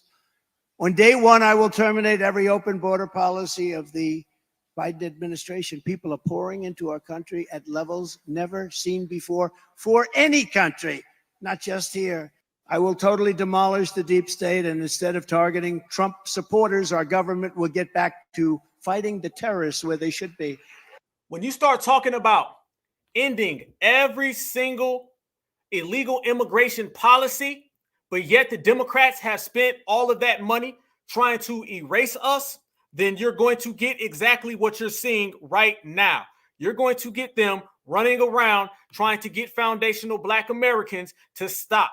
This is why they are so adamant about getting us out the paint, because they understand that when we are on code, when we are on game, none of that will fly. So it is very adamant on us to show both of these parties, whether they want to rock with us, it don't matter. It's about us rocking with ourselves and doing what we choose to do. When we choose to do, not vote, then we win. When we choose to sit back and run these people against each other, we win. But at the end of the day, it's all about winning, and it's all about results, and results that they cannot stop, results that they know foundational Black Americans are in full control of, in full swing. So now you're going to see a bunch of people coming out the blue. You're going to see a whole bunch of people saying how we need to vote blue no matter who. They're going to talk about these fake policies and these fake things that have never occurred. They're going to give us every single thing they can, y'all, to try to get us to stop voting. But they understand that foundational Black Americans are voting for ourselves. That is who we're voting for. You know how they always say invest in yourself, family? Well, that's what we're doing from here on out, fam. We are investing in ourselves. And the best way to do that, family, is to run people like this off the block. I want y'all to check this out first. Do not let the Democratic Party ever give you any type of con game or hustle. I want you to see this right here. This is what I have illustrated, y'all. Every single time a Democrat has been elected, going back to 1993, with Bill play the saxophone Clinton, they had full control over the House and the Senate. Right there, what you see those numbers. On Bill Clinton, I have circled, and I have Barack Obama circled. Those are the control of the House and the Senate by the Democrats. When they run around and they use that excuse of we can't do this and we can't do that because the Republicans will block us, I'm showing you right now that the Democratic Party had full control over the whole government during Joe Biden's first term, during Barack Obama's first term, and during Bill Clinton's first term. It is called unified control. And the Democrats have always had it. I seen Holland Martin not too long ago talking about how they can't do something because they have a little bit of control. There's no such thing as a little bit of majority. Majority rules. They had the full control over the United States government, and they always use that against Black Americans. What's the first thing they do, family? They come in and they tell Black Americans how they can't do something for us. They tell Black Americans how the Republicans are going to block it. But yet they had control over the full government and never did a thing about it. So when you see them having full control over the government, but not doing anything to help us, that shows you that they never wanted to. And then on top of that, y'all, they'll come back and say, well, the Republicans are going to try to block us the next go around, so you got to vote for us then. That is the hustle. Joe Biden had unified control, and Bill Clinton had unified control, and so did Barack Obama. That shows you that the Democrats had more than enough power. Okay, you can only have one majority. You can only have one control over the whole one government. And they've had it time after time again. They've had it, and they did nothing. Y'all remember when Barack Obama was president? What did they tell us, y'all? They said, oh, wait until his second term. Why would we wait for his second term when we knew during his first term, he had control over the whole government? Why'd they keep us waiting? Because they understood that the second go around, they'll just say the Republicans got it back. And what happened? The Republicans end up getting it back, and then they hit you with the do something to stop the boogeyman. That is the agenda that they always use on foundational Black Americans. Let me tell you what they do. They tell Black Americans, stop the evil boogeyman Republicans by voting for us. We vote for them. They get control over the White House, over the House of Representatives and the Senate, and they do nothing for us. They write policies for everybody else. They elevate every community above us. We sit back for 4 years and they tell us, oh, wait until the second term. Well, the midterms of that second term, they lose all the power. And then they say, okay, we didn't do nothing for you the first term. How about this? Vote for us again, or the evil boogeyman Republicans are going to get you in the second term. And then they run us in that circle all the time. Have you seen one Democratic shield come out and admit that Joe Biden, Bill Clinton, and Barack Obama had control over the whole government? Have you heard one of them admit that? No. Barack Obama, he said wait till his second term. He had power his first term, didn't do nothing. Then he said, well, just wait. No, we always wait. Wait. When Joe Biden won the election, allegedly, in 2020, he walked from the inauguration straight down the street. You seen it. He walked into the to the office. He pulled out a pen and he wrote laws for everybody, including another group of people that got a hate crime protection that they used us as the catalyst for getting. He did that not on the first day, y'all. He did that on his first hour, and he had all the power to do so. Every time they say it has been a blue wave. Remember the blue wave that they promoted so highly? Oh, they love that blue wave, didn't they? They love that blue wave. but the blue wave don't ever do nothing for us. It's always wait.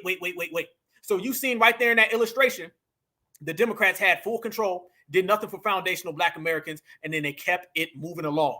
This is what they will always consistently do to us, and that's what they're really trying to do to us now, and we're not going for it. This is why a lot of people are telling the Biden administration that we understand that they will never, ever give us anything, so therefore, y'all, we are going to have to get them completely out of the paint, and we can do so, like I said before, by not voting, or by threatening to vote for the other party. Whether you do it or not, either way, you got them against the ropes. Now, when you're talking about against the ropes, Joe Biden is 337 years old, y'all. Okay, that's very old, all right? He is 337 years old. The man has no business even being in office. But I want you guys to look at this right here. This is everything that has been created since Joe Biden was born. This man is not fit to serve the presidency. Check it out. Things invented after Joe Biden was born. The Slinky, the microwave oven, the Frisbee, Velcro, the kidney dialysis machine, the electronic calculator, the credit card, the video game. Biden's parents did the good old. Before the car seatbelt was invented, Biden could legally vote in a presidential election by the time the first man went to space. By the time the internet was invented, Joseph Robinette was old enough to rent a car. Joe Biden is older than the floppy disk, and I don't know about you, but I haven't seen one of these in 15 years. Joe Biden is older than the invention of the barcode. Don't scan this. Joe Biden is older than both the Post-it note and the airbags that you have in your car. Our current president is older than the abortion pill and the invention of the personal stereo. Are you watching this video with contact lenses in? Well, he's older than that too. Before you come in the comment section saying, I'm being ageist. No, I just think that 80-year-olds should be somewhere sitting on a porch fishing with their retirement money and not leading the free world. Things invented after Joe Biden was born. The Slinky, the microwave oven. He's a different guy. He looks. Biden doesn't know. I mean, he doesn't know he's alive. I have to tell you, he's a different guy. He looks different than he used to. He acts different than he used to. He's even slower than he used to be. So I don't know. I applaud China for stepping up. Excuse me. I applaud Canada. You can tell what I'm thinking. The man, look at him right there. The man don't know what day it is. He don't know what year it is. He don't know who he is. This man is not fit at all. Love them. They're really cool. But you. Watch this. Thank you. And I love your ears. I love them. They're really cool. What's your name? Catherine. Catherine. What a beautiful name. That's my mommy's name. Well, nice to see. How old are you? 17? 6. Hell to the no. More. Behind the scenes that the president is simply too old to stake around for another 4 years. No, there's no alarm happening behind the scenes. Not there. I can only speak behind the scenes here. There's no alarm happening behind the scenes. Our perspective is that it's not about age. It's about the president's experience. That's what we believe. And it's, as they say, the proof is in the pudding, right? The president has used his experience to pass more bipartisan legislation in recent time than any other president. That's just a fact.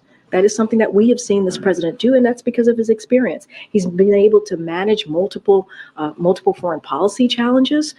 He's been able to do that. That's because of his experience. He's been able to create jobs, raise wages, and lower inflation, right? And the proof is in the pudding, right? We see that in the data. We see that where we are today than where we were when the president walked into the administration. So what we say is we have to judge him by what he's done, not by his numbers. I would put the president's stamina. She said, judge him by what he's done, not by his numbers. That literally makes no sense. But that's what they do all the time, family. They make no sense. They just make things up as they go. But it ain't done, y'all. I even got some more. Now, y'all know how they've been out here trying to stop foundational Black Americans from identifying with our culture, right? Everybody knows that's been going on. I want y'all to see this video right here, and this is exactly indicative of the type of time we've been on in this generation. I just want to make something clear, because I'm Black American. My mom and dad are Black American. Their moms and dads, Black American. Their moms and dads, Black American. Their moms and dads, Black American. So maybe we go back like 400 years. Okay? That's what I'm standing on right now, is I'm Black American. And there's not a particular country for me to go back to, because I was born and raised here, and my family's been here for hundreds of years. So if I move, it better be because I got reparations that allowed me to move. I am from here. My people cultivated the land here, okay? My ancestry might tell you that I have African DNA, but this land right here, okay, I'm owed. So until I get reparations, I don't care if it takes me till I'm 100. Yeah. Reparations or no. This right here, y'all, is once again foundational Black American words, foundational Black American actions, everything that we've been saying, lining up with what everybody else is talking about right now. These people would not be saying these things if it was not for us. Salute to everybody who get it. Salute to everybody who's on code. Salute to everybody who understands. But we got to make sure that people know where that's coming from. That's coming from us. That's what we put into the atmosphere. Foundational Black Americans been the ones out here really stomping for that. And we have to let everyone know that if that's the type of time it's going to be, then that's the type of time everybody's going to have to respect. And we start by representing who you are. First, we identified our lineage, heritage, and culture. Then we moved out all the off codes and all the counterfeits. Then you started seeing change. Lineage goes reparations. Reparations goes lineage. Those two things are simultaneous, hand in hand. You can't separate them from each other. So you got scam Africans coming in. You got Democratic Shields coming in. You got the people of colors, the minorities, the Black and brown, no elitions coming in. But none of them have been able to penetrate what we've created because we are the ones on code. So as I showed y'all a second ago, those people coming in from Africa talking about what's up, pulling out cell phones and stuff, that is what people call the Biden Express. What is the Biden Express, family? I'm going to tell you what it is. The Biden Express is what people call when they're coming to America. Let's make this clear. Immigration is an invitation, all right? The Joe Biden, Kamala Harris administration on day one said we want to flood America with immigrants so we can get rid of these on-code foundational Black Americans. Ain't no coincidence that when we got rid of the boule, we got rid of the yes we cans, we got rid of the Selmas, we got rid of the got your ass whooped and thank the person who whooped your ass. Soon as we got on code, family, you start seeing this shift where they wanted us out of here. They love the African American. You can control him. They love the person of color. You can control him. They can't control us. So what are they trying to do right now, y'all? They're trying to get us gone by bringing these people in. So the Biden Express is something a lot of people don't talk about. But you know, right here on the Black Ops Network, I got receipts, I got footage, and I'm going to show it. And as Malcolm X said, and I make this all day long, my motto and principle, I'm going to make it plain. The Biden Express is when he gets on TV, when Chuck Schumer gets on TV, when Kamala Harris gets on TV, and they say we are a nation of immigrants, everybody around the world says, come on in. This is how they take it. When you see the dominant society, and y'all know they play both sides of the argument and they talk in whistles, right? They get on television and say, we are a nation of immigrants. Everybody around the world is watching. And they start coming to this country. And therefore, they created something called the Biden Express. The Biden Express, family, is simply this right here. It is this route right there.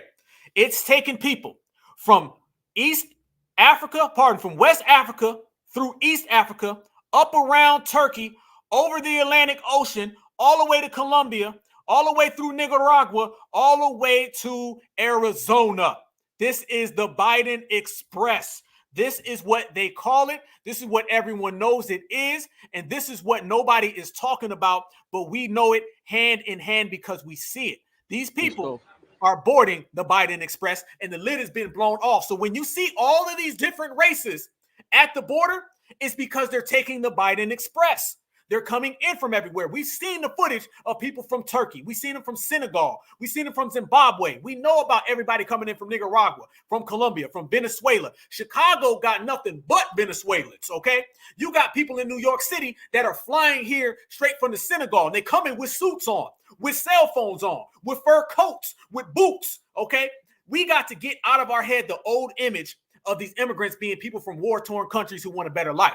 These are people who are being flown in, who are well-to-do for themselves, and they are coming here to get in on what foundational Black Americans have created. The image of the poorly dressed person who's a migrant and a refugee has been replaced with this well-to-do person who is a migrant and a refugee. Check this out. That is the Biden Express, y'all. They are coming here from all of those places right there in that map that you see.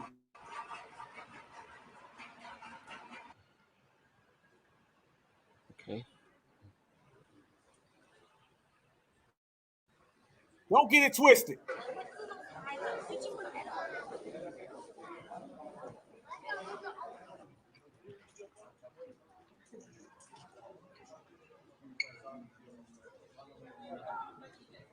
Don't act like the government does not know this. They know this very, very well. Lo que va a pasar es que está agarrando desde ese señor hasta allá.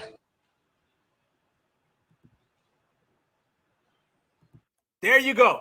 Right here on the Black Alpha Network, Certified Black Society, exclusive. Smash that like button, y'all. Subscribe to the channel. I appreciate the love. We got 500 plus in the building tonight. Real deep. That plane you see right there, Turkish Airlines. Turkish Airlines. The United States government gives plenty by the millions of dollars to Turkey. They have a great relationship with Turkey. Erdogan, the former president, was Barack Obama's bestest buddy in Turkey. And they're flying them people from West Africa straight across to East Africa, swinging through Turkey, going over the ocean, going to Nicaragua, going to Colombia, going to Venezuela, crossing over the border, family. And then the next thing you know, they are in your neighborhood talking about, we are just refugees who've been trying to get to America. That is the Biden Express. And they're afraid that foundational Black Americans being on code and not voting for the Democratic Party would stop that. They do not want to stop that, because if we did stop that, family, then everybody knows that them billions of dollars would go right down the drain. This is why we got them shook. That's why I put in the title, The Black Vote Has Them Shook. Whether that black vote once again sits at home, whether that black vote tells them we're going to go over here, whatever we choose to do, we're going to choose to do it because we are the ones dictating our own future. And that has them scared, because that plane will get shut down. Everybody coming will get shut down. And foundational Black Americans, certified Black society will have gotten our way. And all of those politicians that paved that way will be out of business. That right there was the Biden Express, y'all. And it's been going on. So when we say that this is all contrived and this is all by design, we got evidence. We got footage. This isn't just people talking. This is people showing and prove, family. And this is what we do as a community, y'all. I appreciate everybody. We got 550 people in here, man. One love, much love. But as we continue, man, and y'all know we proceed, man. We go million miles a second because there's a whole lot going on. So there ain't no time to waste, man. Energy for days, y'all. This right here is the next step for those people. Trust me. They're getting off that plane, and then you see this.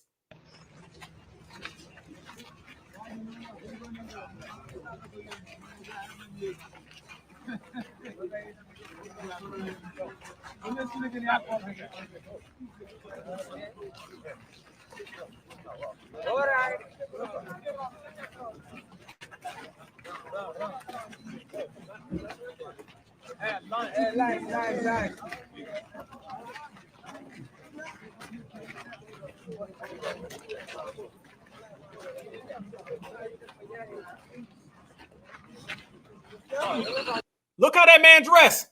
Look how that man dressed right there. Oh, by the way, right here, y'all, just so people know, look at the turban. Look at the turban. Okay? These people are not folks who are coming here without nothing. That man right there came off of that Turkish airline. This is flying straight through Africa, straight through Turkey, and they're ending up at the southern border. That man right there is clearly an African.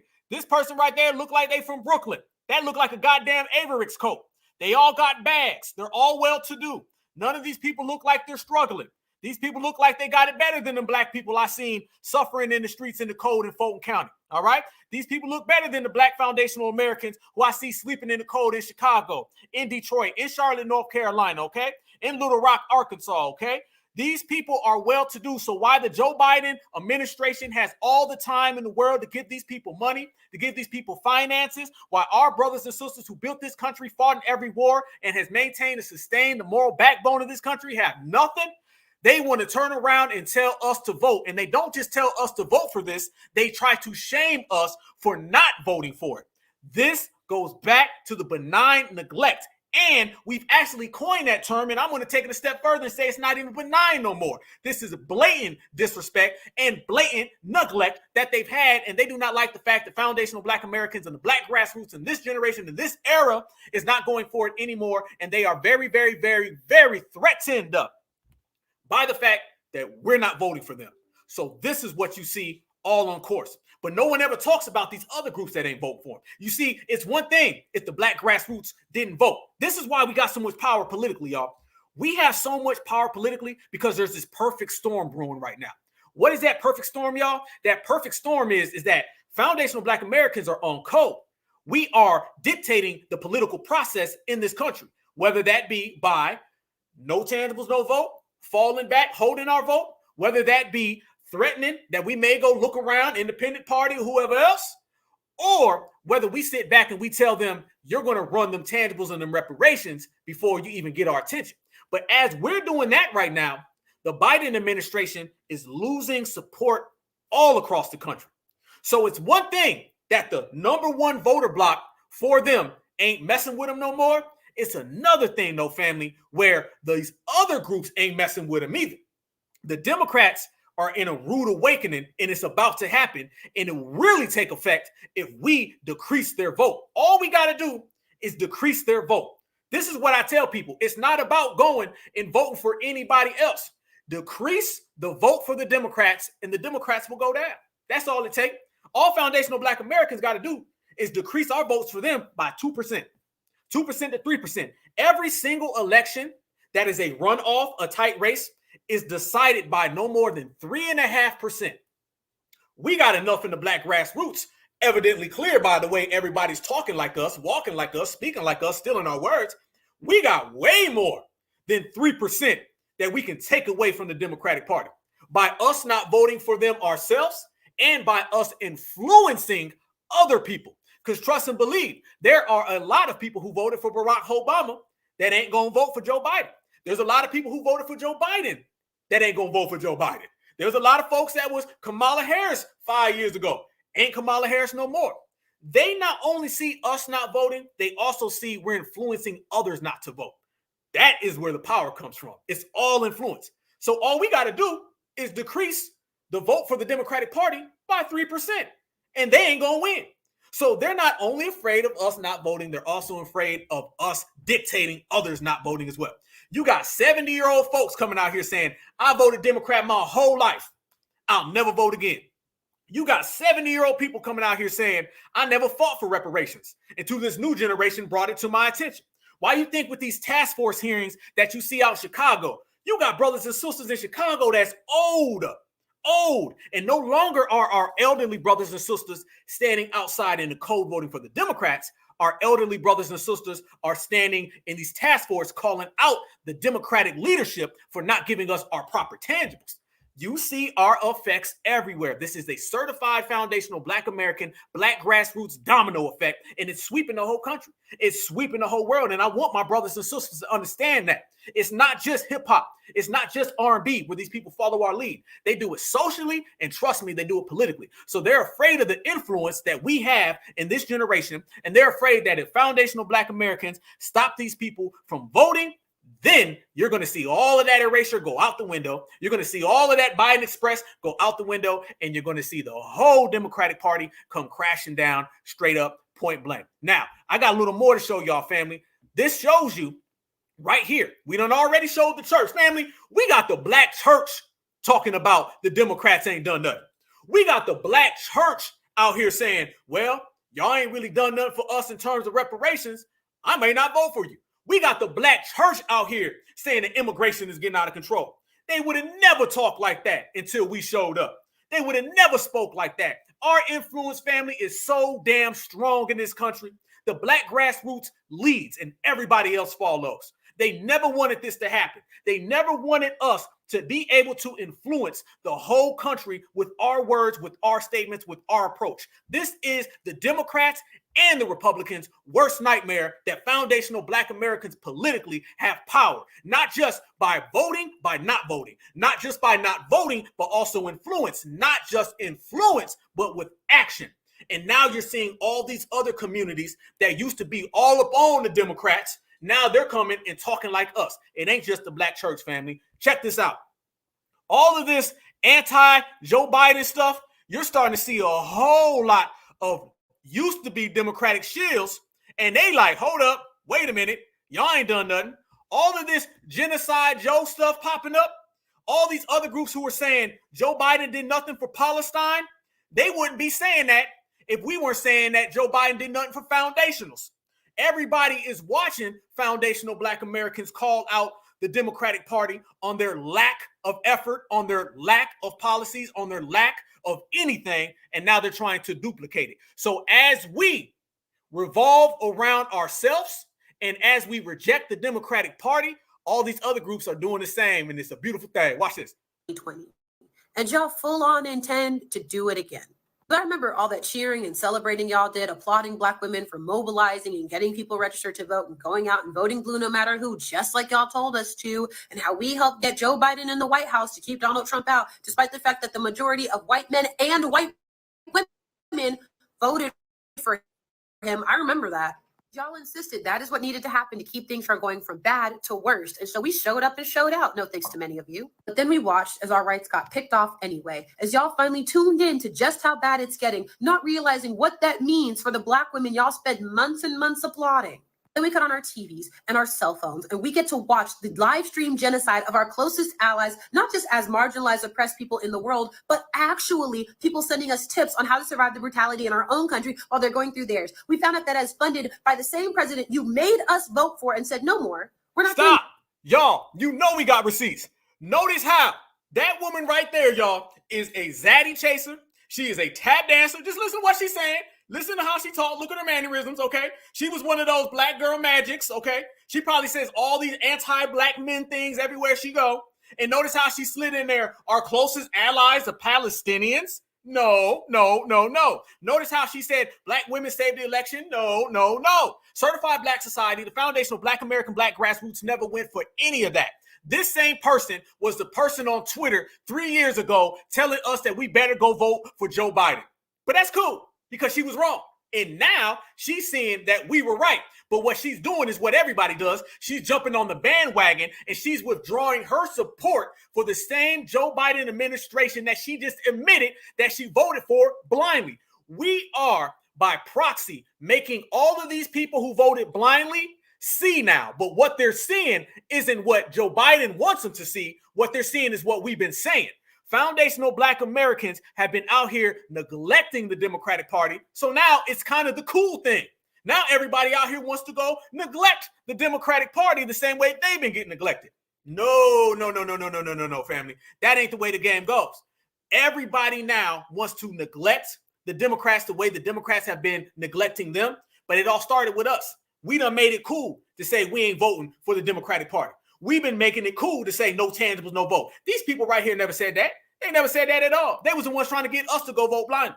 So now, stopping everybody from not voting blindly is what everybody wants to do. And here's the cool way. Somebody gonna watch that right there, and they gonna get mad. They gonna say, we told you not to vote for him. See, that's your problem now, Zaddy Zapper. Somebody said that in the chat. I'm taking that. Somebody right now is gonna be getting mad at us because foundational Black Americans have changed the game. But at the same time, there's going to be a lot of foundational Black Americans mad at somebody like her. I ain't mad at her. No. She going to chase Zaddy all day long, right? But guess what? By us influencing everything that they say right now, that is another hit to the armor of the Democratic Party. So if we come on top of that and we don't vote, then you already see us lights out.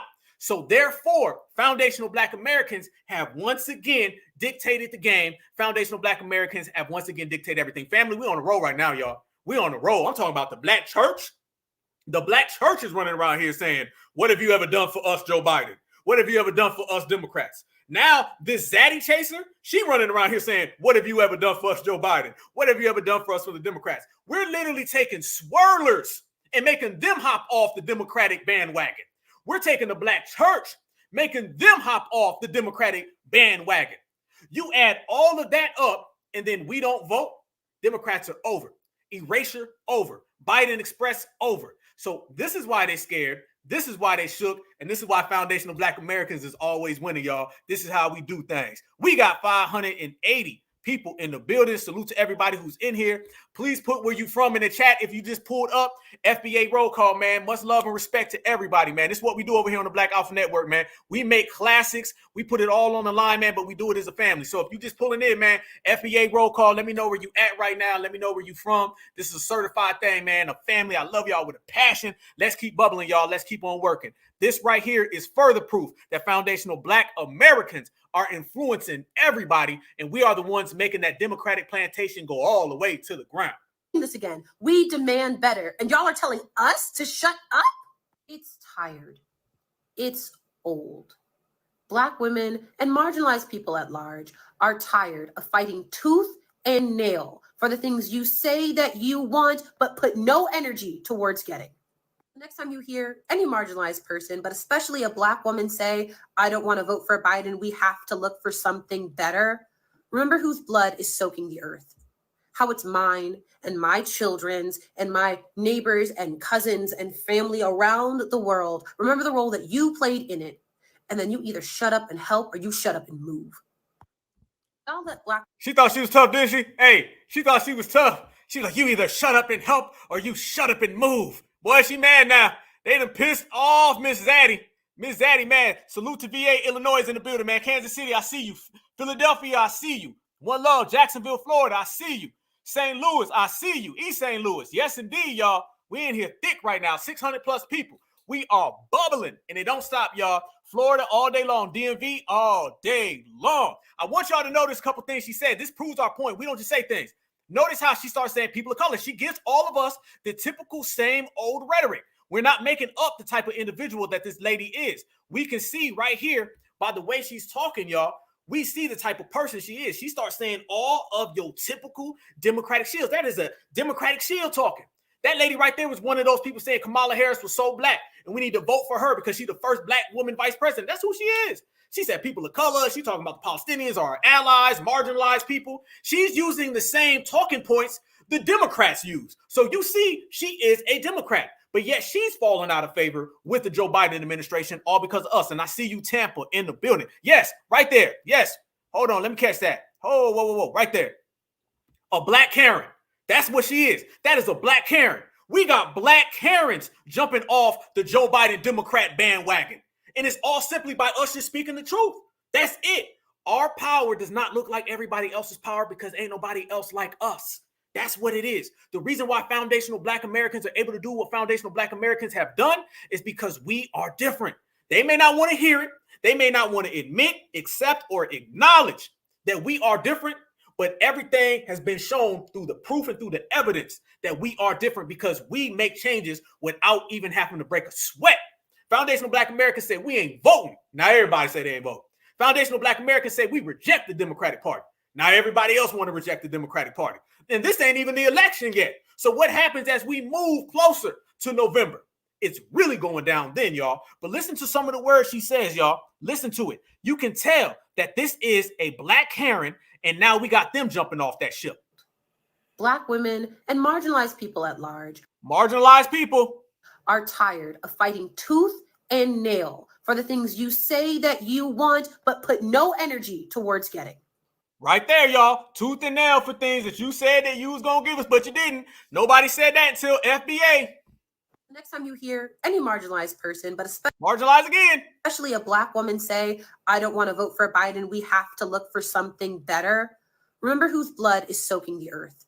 How it's mine and my children's and my neighbors and cousins and family around the world. Remember the role that you played in it. And then you either shut up and help or you shut up and move. Woo, don't piss her off, y'all. Don't piss her off. Don't you do it. You piss her off, I'm telling you, she gonna go extra Karen on you. Ooh, watch it now. She pissed off Ho Biden. You got a problem on your hand, Ho. Ho Biden, you got a problem. You don't know what to do now. Y'all done pissed off the Black Karens. Woo, it's going down in these streets, y'all. Every day, all day. But that's only one aspect of it, family. And the bigger aspect to that is that's only one group that foundational Black Americans have influenced to not vote for them. So as I say, they're surrounded by people who ain't rocking with the Democratic Party. And this has them completely shook and completely afraid, y'all. Look at this right here. This is another person who's saying he ain't going to vote for Master Joe. Why? It's because Master Joe ain't done nothing for his community. Now, y'all know we were the first ones calling out the Democrats not doing anything for us. Now, everybody out here trying to say the same thing. Check this out, y'all. Busala's concerns about President Biden are an alarm bell for Democrats. He's killing our people. 4 years ago, he campaigned for the president, urging neighbors in predominantly 23-year-old Adam Abusala's concerns about President Biden are an alarm bell for Democrats. He's killing our people. 4 years ago, he campaigned for the president, urging neighbors in predominantly Arab American Dearborn, Michigan, to vote against Donald Trump. He's worried about the health of the economy.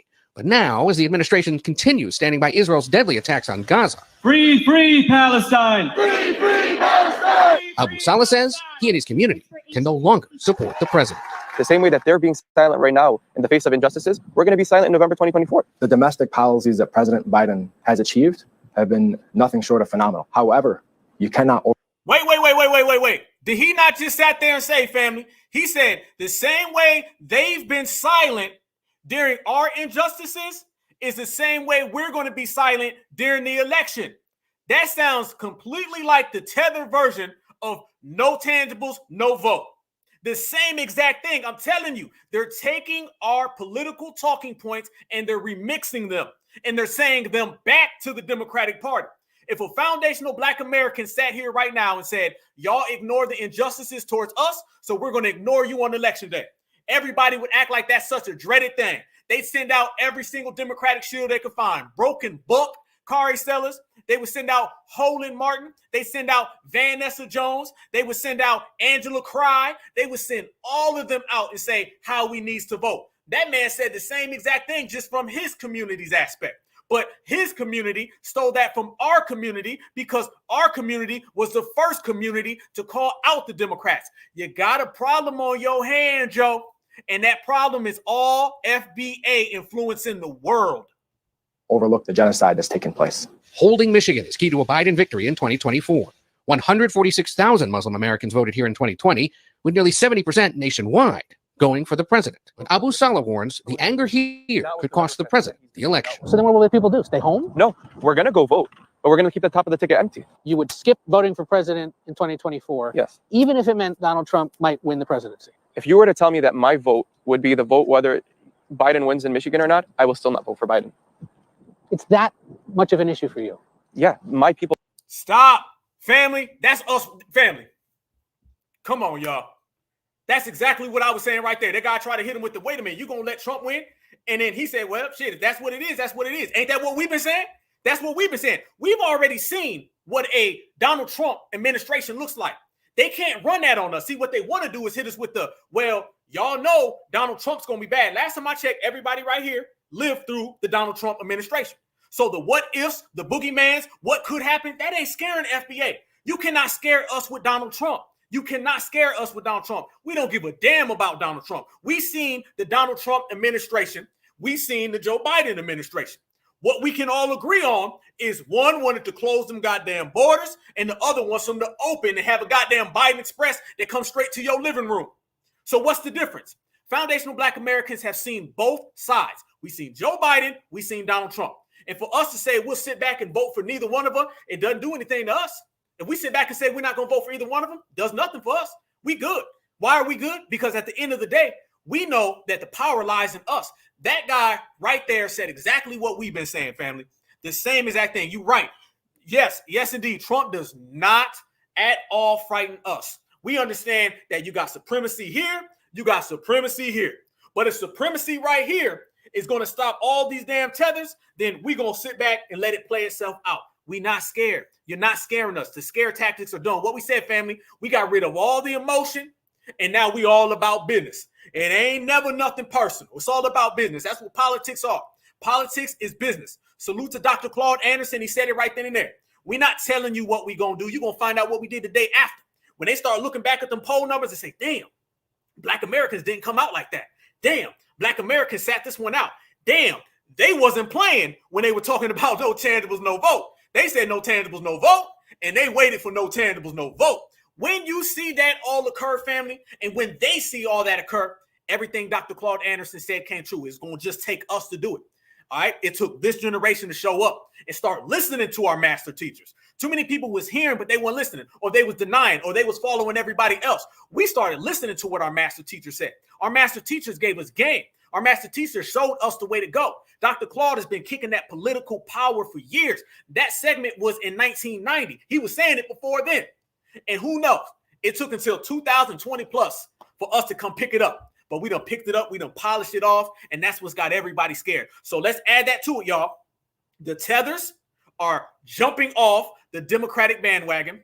All of the black Karens are jumping off the Democratic bandwagon. The black church are starting to jump off the Democratic bandwagon. And some of the elders, the off-code ones, are jumping off the Democratic bandwagon. So what do we have next, fam?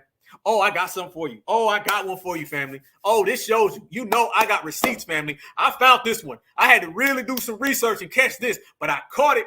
And I'm going to bring it live to the family right here because that's what we do. Smash that like button, y'all. Certified Black Society, Black Alpha Network, one love. As Ice Cube said, today is a good day, or our whole goddamn life is a good day, family, because we always winning. Check this one out. Not only do we have all those other groups jumping off the Democratic bandwagon because they follow the leader, we're the leaders. Because we have all the influence in the world, we are the influencers. We are the originators. We are the architects. We are the foundation.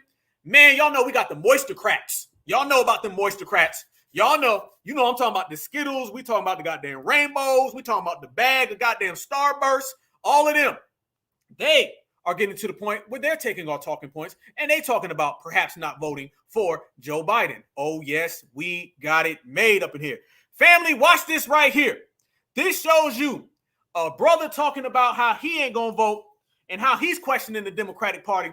So on this episode already, family, we've already laid out about 7 receipts from 7 different communities that have been voting for the Democratic Party for 70 goddamn years, and none of them really want to do it no more based on foundational Black Americans. And how do you know it's based on us? Because they're using our words. For the white Democrats and white progressives who are basically telling Black people, well, if you Blacks don't get it together and vote for Biden, if Trump wins, we're just going to blame you. You're to blame. Y'all do that every election year. Y'all might as well just come out and say, you Blackies better get it together and keep this establishment going so that I can stay comfortable because you know what we could do to you. That's not going to work on us anymore. Once again, y'all don't really want to dismantle the system. You want to reform it. But y'all fail to understand that white supremacy cannot be reformed. And because that y'all know that y'all still benefit from this system because of your whiteness, you want to tell Black and brown folks to vote for Biden to keep you comfortable. Y'all really don't care about Black and brown folks dying, to be honest, because if y'all did, y'all would be trying to dismantle the system. A lot of the most marginalized have not felt any changes under Obama, under Trump, and under Biden. And that's why I see liberals and conservatives as the same, because liberals are just not radical enough for me. Y'all don't hate white supremacy enough for me. And this is why I do not trust y'all. So if Trump wins, the most marginalized folks are going to do what we've always been doing, living our lives on the margin, going through a never-ending Project 2025, still witnessing lynchings in 2023, still witnessing Jim Crow in 2023. Roe v. Wade is gone. The wall is still being built.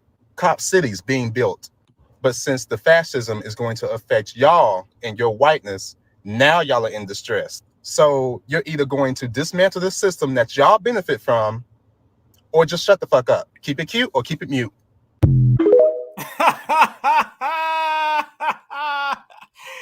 This guy said, keep it cute or keep it mute. Man, I done seen it all. I done seen it all, y'all. I done seen it all. I done seen it all. Who would have thought, y'all? Who would have thought that right there would be the foundational Black American effect? But we got to go, hold on, whoa. Before I go all the way there, family, we got to go back. Listen to them words again. Once again, this isn't us just saying that these people were Trump supporters or these people were Biden supporters and now they're looking at Trump. That wasn't us just saying it. Their rhetoric and their words come exactly from the Democratic Party. Yes, the hell they do. Watch what he says. He says marginalized people, just like the Black Karen was saying. He starts calling out who was calling out the liberals before us. Where was all this 5 years ago? Where was all this when it was vote blue no matter who? Nobody was talking this talk until we did. Now we out here doing it. Now everybody else want to start talking that talk. Watch his words. His words are exactly what the Democrats been telling us. This was the guy 5 years ago telling us that we was being anti this because we didn't want to go vote for the Democrats. The same way the Black Karen was the one saying we're being anti that because we didn't want to go vote for the Democrats. Now, both of them are saying they ain't going to vote for the Democrats. I'll be damned, man. Foundational Black Americans, we set it off and everybody else follows. Of your whiteness, you want to tell Black and brown folks to vote for Black and brown Biden to keep you comfortable. Y'all really don't care about Black and brown folks dying. Black and brown again. To be honest, because if y'all did, y'all would be trying to dismantle the system. A lot of the most marginalized have not felt marginalized any changes under Obama, under Trump, and under Biden. And now he's calling out Obama. Y'all know goddamn well they love them some Obama. Now all of a sudden they want to call out Obama. Family, the Starburst community is calling out Obama. The Starburst community is calling out Barack Obama.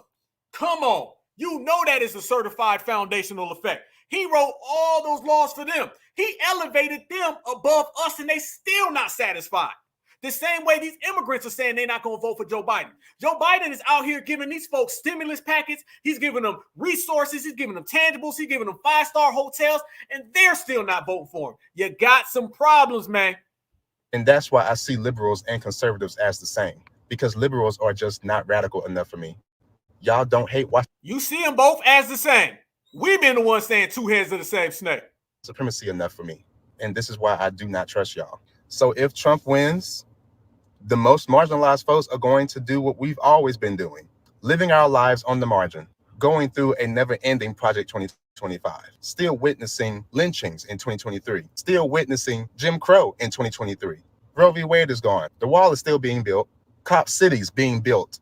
But since the fascism is going to affect y'all and your whiteness, now y'all are in distress. So you're either going to dismantle the system that y'all benefit from, or just shut the fuck up. Keep it cute or keep it mute. Done with it. Done with it, y'all. Done with it. All we do is put out facts, family. Undisputable facts. Empirical facts. Can't nobody debate that. We ain't gonna have no time for no debating on that, y'all. None at all. You see this person say, when the hell did you ever see somebody say black and brown and not vote for the Democrat? Have you ever even heard that in the same sentence? Typically, when you hear black and brown, that's followed by I'm voting blue no matter who. Typically, when you hear marginalized people, that's followed by vote blue no matter who. You're hearing black and brown not vote for Democrats. You're hearing marginalized not vote Democrats. Those two don't even typically go in the same sentence until now. And right in the middle is foundational Black Americans, because we're the ones got them saying all of that.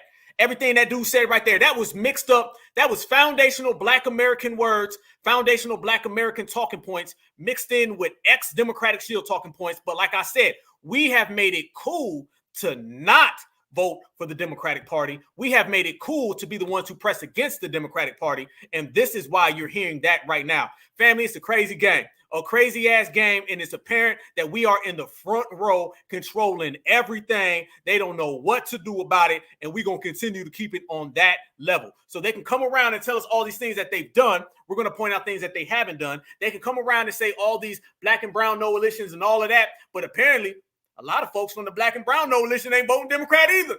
A lot of folks who are marginalized, disenfranchised, peoples of colors, a lot of them ain't voting Democrat. So if you look at all of them jumping off the bandwagon, you see certifieds, we done been got rid of that. What do you call that, fam? You call that the foundational Black American, Black grassroots effect, and it's huge, and it's sweeping the whole goddamn country. Yes, it is. Check this out right here, y'all. I want y'all to see this. This was Kamala Green Harris, all right? She came out just a few days ago, and she started talking about black women, all right? She started talking about how black women are affected the most during childbirth. Something that foundational Black Americans have been saying for years, but she never, ever would ever speak about us specifically. This woman was sister girl all during the election, right? Then out of nowhere, she turned right back to who she originally was. She started talking about all of this black girl stuff, Phife Dawg, Snoop Dogg, Tupac, everybody. We were the ones saying this woman wasn't black. And we knew that as soon as they got elected, she was going to jump back to the other side. Exactly what she did. We knew she was playing hopscotch with our culture. That's exactly what she did. She talked all this stuff about she's going to get black women all this money. She's going to take care of black women because she said she was a black woman. We were the only ones saying this is not a black woman.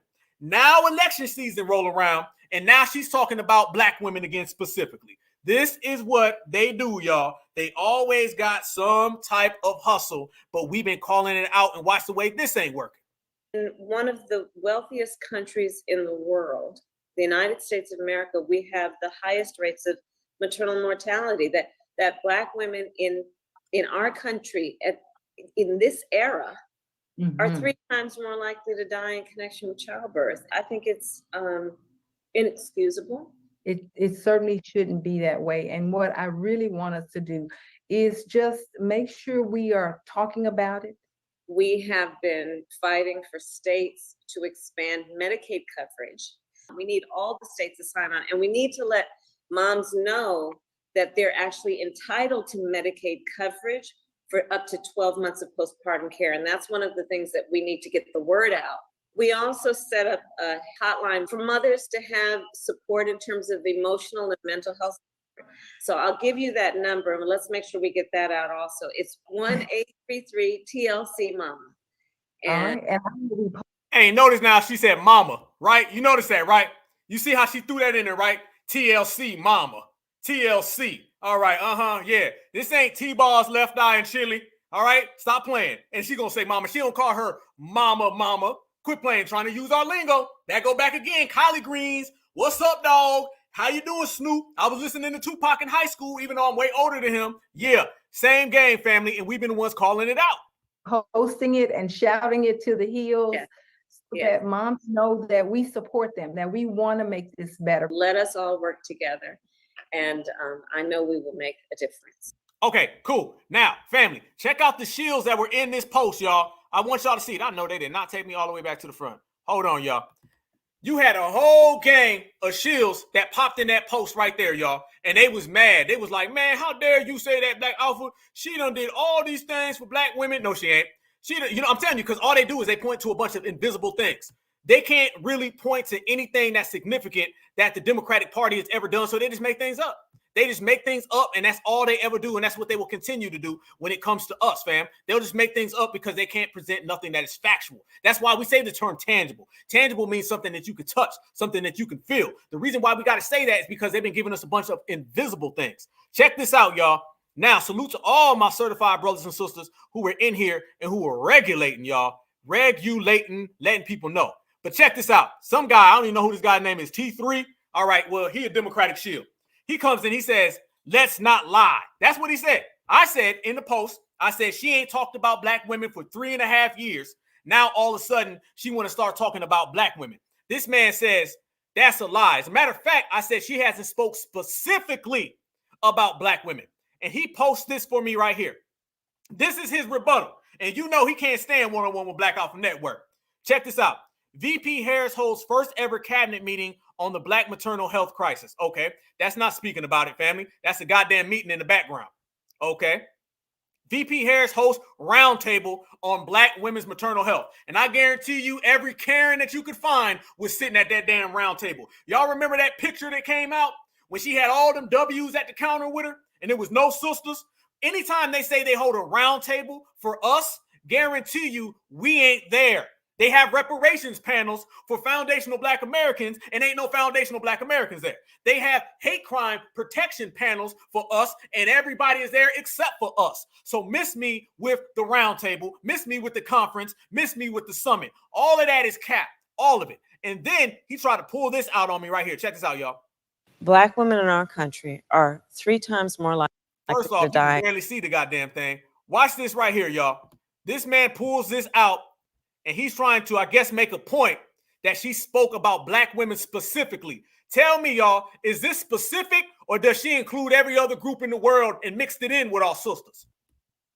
Black women in our country are 3 times more likely to die in connection. Black women in our country are 3 times more likely to die in connection with childbirth than other women. Native women, twice as likely. Rural women, 1.5 times more likely.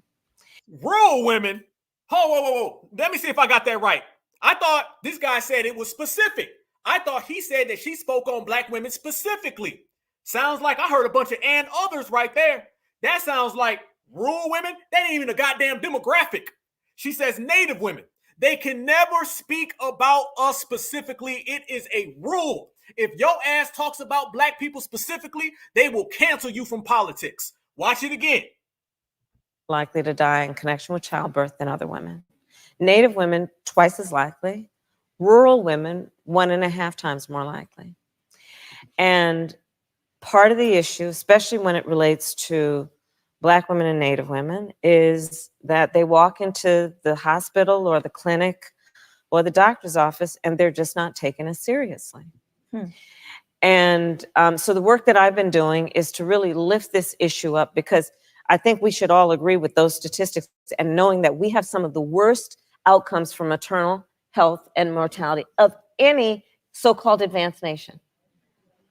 For shame.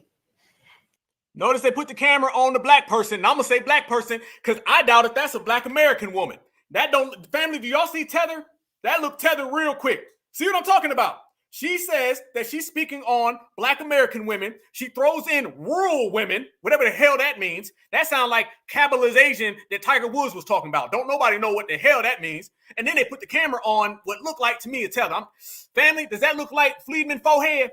That looked like a Fleedman forehead, and they're trying to masquerade that as a Black American woman. Point blank, bottom line. It's the same hustle again. They refuse to give us even the most minimal representation. And so part of the work that I've been doing is to raise this issue and then to put resources into, for example, what we need to do to train healthcare providers about racial bias. Train you for racial bias. These folks are still trying to train folks out of supremacy. Notice she never said system of supremacy. She ain't mentioned it one time. They always tell you the symptoms, but they never tell you the actual problem. We know that you're talking about supremacy, but you talk about it in the most ambiguous, abstract fashion. Why? It's because you serve the system of supremacy. They want to make it look like they're fighting the system of supremacy. They want to make it look like they got a problem with the system of supremacy, but they never acknowledge it directly, specifically, exclusively. Why don't they? It's because they understand they're working for it. And they pull out every goddamn tether that they can find to only reinforce it. And then she said, we want to give resources. What kind of resources? What? Say it. Don't say resources. Tell us what. Tell us where. Where's the money going to be allocated? Because when we start talking about your people, Kamala, you say it very specifically. We're going to do this for them at this time. We're going to sign this law at 12:52 on a Saturday afternoon. And all the cameras will be there. But when it comes to us, it's just some random vague terms. This shows you again, family, this is the type of time they're operating on. And we understand that very, very, very clear. So when you hear her talk like that, by the way, dude, whoever that was trying to get in my chat and try to talk to me, let me tell you something, family. Take that Democratic shield somewhere else, because that type of energy will get exposed, ran off the block, just like your goddamn hairline, homeboy. So peace out. This right here is how she really feels. Yes. Did she say a round table discussion? Yeah, I thought that's what I heard, y'all. That's her version of a round table discussion. That right there, y'all, is her round table discussion. This is what you get when you deal with Kamala, Collard Green, the cop. You get stuff like that right there. Never believe these people when they come around and tell us how they're going to do some type of tangible benefit. They're going to have some type of resource. They're going to have some type of meeting, some type of discussion. Those discussions are always filtered in with all of these other groups. They refuse to call foundational Black Americans out by name. They refuse to acknowledge us. So when we say we are not going to acknowledge them, when we say that they are all going to get ran out the paint, we say it and we mean it, and they have to deal with it. Trust me right now, Democratic shields are sweating, all right? They sweating bricks. They are afraid of what foundational Black Americans are going to do to them on Election Day. And like I always say, we're going to do it without even breaking a sweat.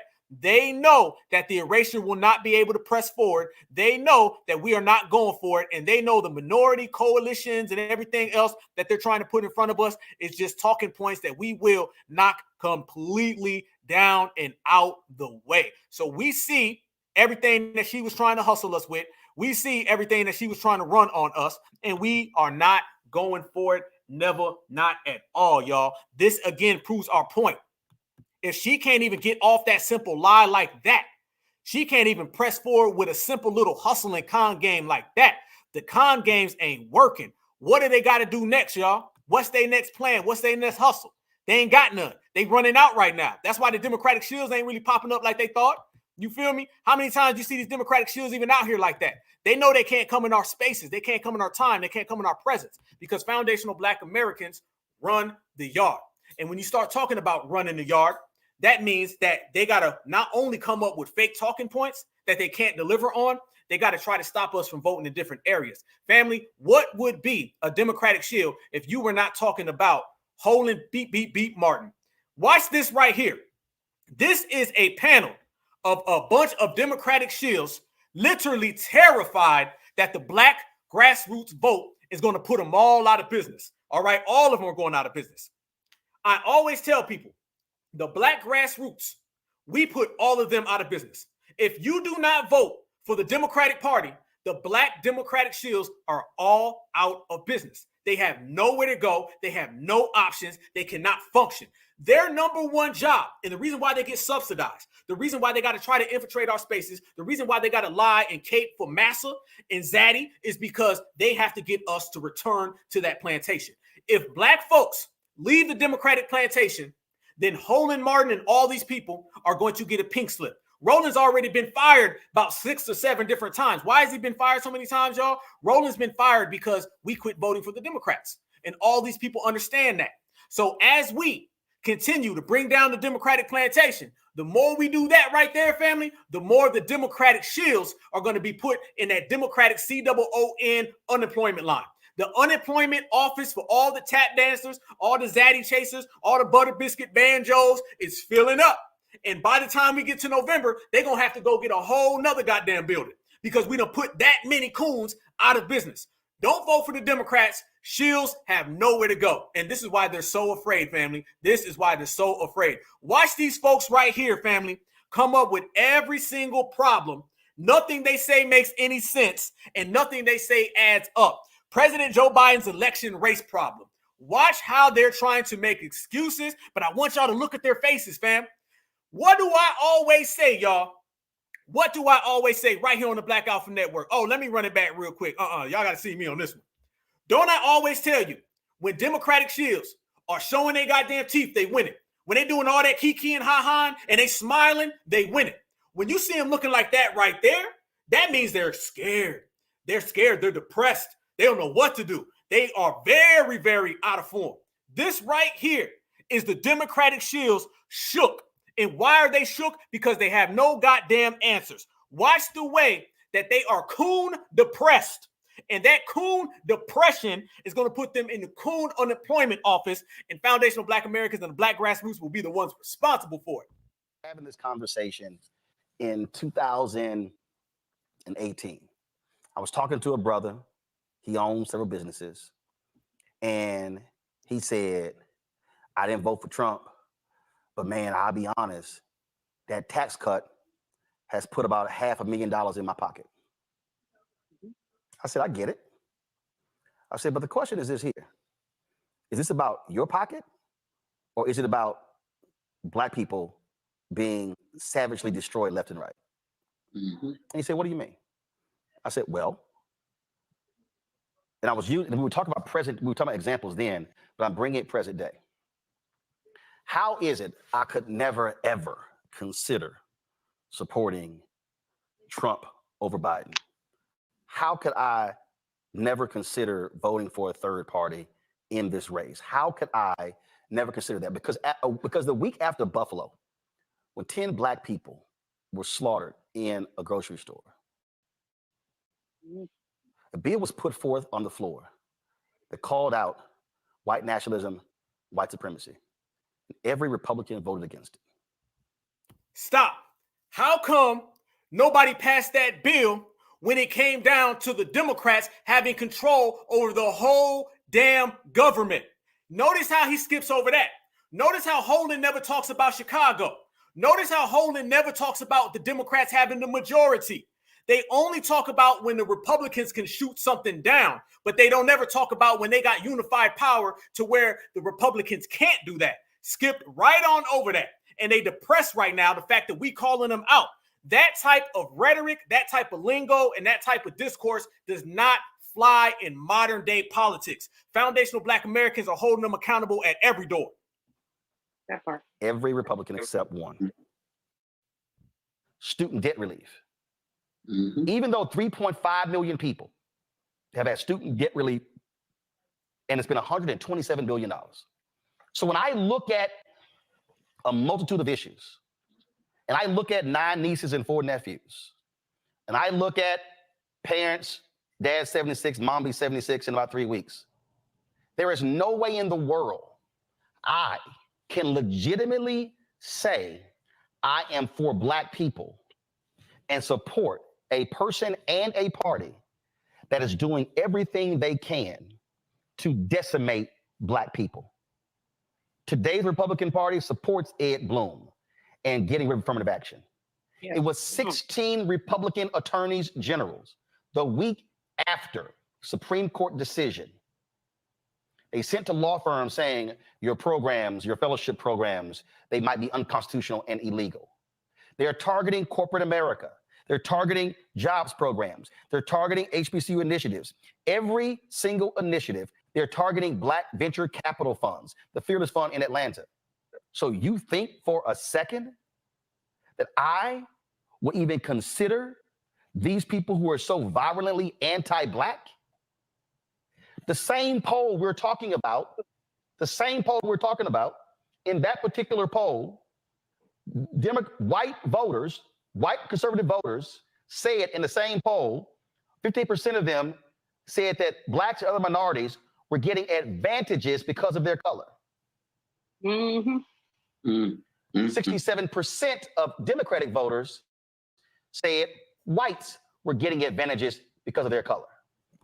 None but the truth. So you think for a second that I, as a Black man, am going to be silent and watch these people want to take power to destroy everything that we died and fought for? Black people died, and some white people, for the 1965 Voting Rights Act. Stop. Family. Notice how they had to bring us down the line of your ancestors died for you to have the right to vote. Why he ain't saying that to all these other communities that we just showed? He ain't saying that to the people who just said they weren't going to vote. We just sat there and showed the Starbreast community, the Black Karen community, the Tether community. They saying the same exact thing. How come you don't ever give them a lecture? Huh? You know they had to roll down that same game, family, and try to tell us, well, we're not for the right to vote. You see how you're trying to get all emotional, right? I told you, we done got rid of emotion, and now we're about business. Now they are getting emotional because they are depressed and they are shook. He tries to hit us with the what we needs to do because we fought for the right to vote. Let's say this, and we've been saying this for the longest, family. You know, Foundational Black Americans, everything we say is in full effect. No Black person died for us to have the right to vote for the Democratic Party. That never happened, all right? Not at all. Not at all. Brothers and sisters was fighting for the right against supremacy to get rid of it. Brothers and sisters were dismantling the system of supremacy. This notion that they've tied us, interweaved us with the Democratic Party so much that everything our ancestors did has something to do with them, that's a damn lie, and they know it. But notice how he started talking about the Republicans being so racist, because this is the world they live in. They live in a world where the Republican is racist and the Democrats aren't. But that's funny, family, because this is something that came out during the 2020 election. Didn't nobody want to talk about. Holding. I know you get about 5 people in your live chat. I know you monitor all of our spaces. I know you got Black Alpha Network blocked good. And I know you're probably at KFC right now, ordering, or probably at KFC right now, family. On your way out, you're probably going to go on over to goddamn Popeyes as well, and Church's Chicken, and probably stop at McDonald's, okay? But let's show everybody your good friend, all right? Holden, we know a friend of yours that you ain't spoke about in a long time, y'all. He said that the Democrats are the good W's and the Republicans are the bad ones. We say that they're both two sides to the same snake. Look at this right here. White nationalist Richard Spencer votes for Joe Biden. To hell with libertarian ideology. Do y'all remember this? Nobody was talking about this at all over the last few years. This was something that they were trying to hide This was something that they were trying to get out the way. This is something they did not want to talk about.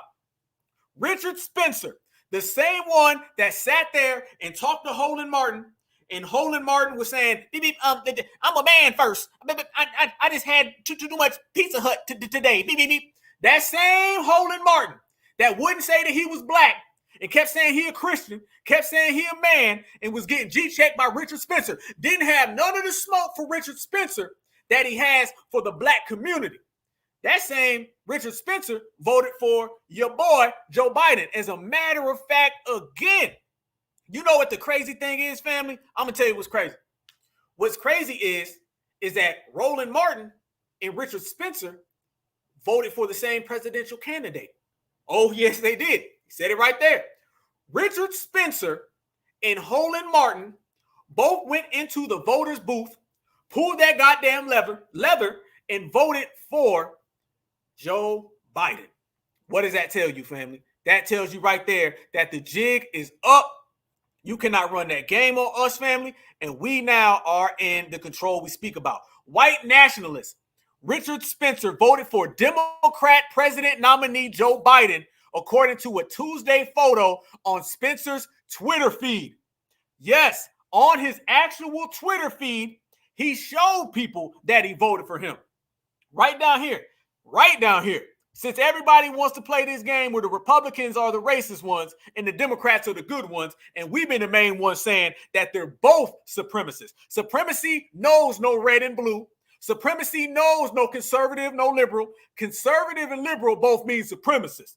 I voted straight Dem, Spencer wrote, in a referendum. I also voted for the expansion of gun rights in the state and against the expansion of marijuana legalization. To hell with the libertarian ideology. I'm a libertarian and I want to be when I want to be. That shows you right there. How you gonna sit here and say, Holden, that you are representing the good W's, all the nice W's, but you left out the very fact that you and Richard Spencer both apparently see the same good things about Jim Crow Joe Biden. Nobody ever wanted to admit this, and we were calling it out in the new black media during the whole election, family. And what that was is that a lot of supremacists voted for Joe Biden because Joe Biden has a supremacist history. Joe Biden has been snuggled up with supremacists going way the hell back to the 1960s, because we all know he's 937 years old. So when you take a 937-year-old Joe Biden, guarantee you're going to see that type of treatment. So as they tried to deny that, and no one wanted to speak on that, we were the ones calling that out. Not near Democrat spoke about this. Not near Democrat wanted to mention it. They've had 3 years now to say something about it. Joe Biden has a track record of anti-black racism that stretches back years, but they never acknowledged it because what does that do? That kills this whole thing of Republicans are bad, Democrats are good. They got to always hit us with that, family. That's their number one tactic. In the system of supremacy, they have to do what Neely Fuller calls a showcase black. They got to put somebody in the front and say, well, look at this person. They do the same thing with supremacy. They try to put a goods W in front of another W. In reality, it's just overt versus covert. You have the overt, which is the Republican. You have the covert, which is the Democrat. Malcolm X talked about this in the 1960s. Everybody has seen it for years. But what the Democrats have always done is told us that these are the good W's, Democrats. These are the bad W's, Republicans. And we got to vote for the good W's, Democrats, to keep them away from the bad Republicans, because if not, they want to take everything away from you. It is 2023, about to be 2024 here in a few days.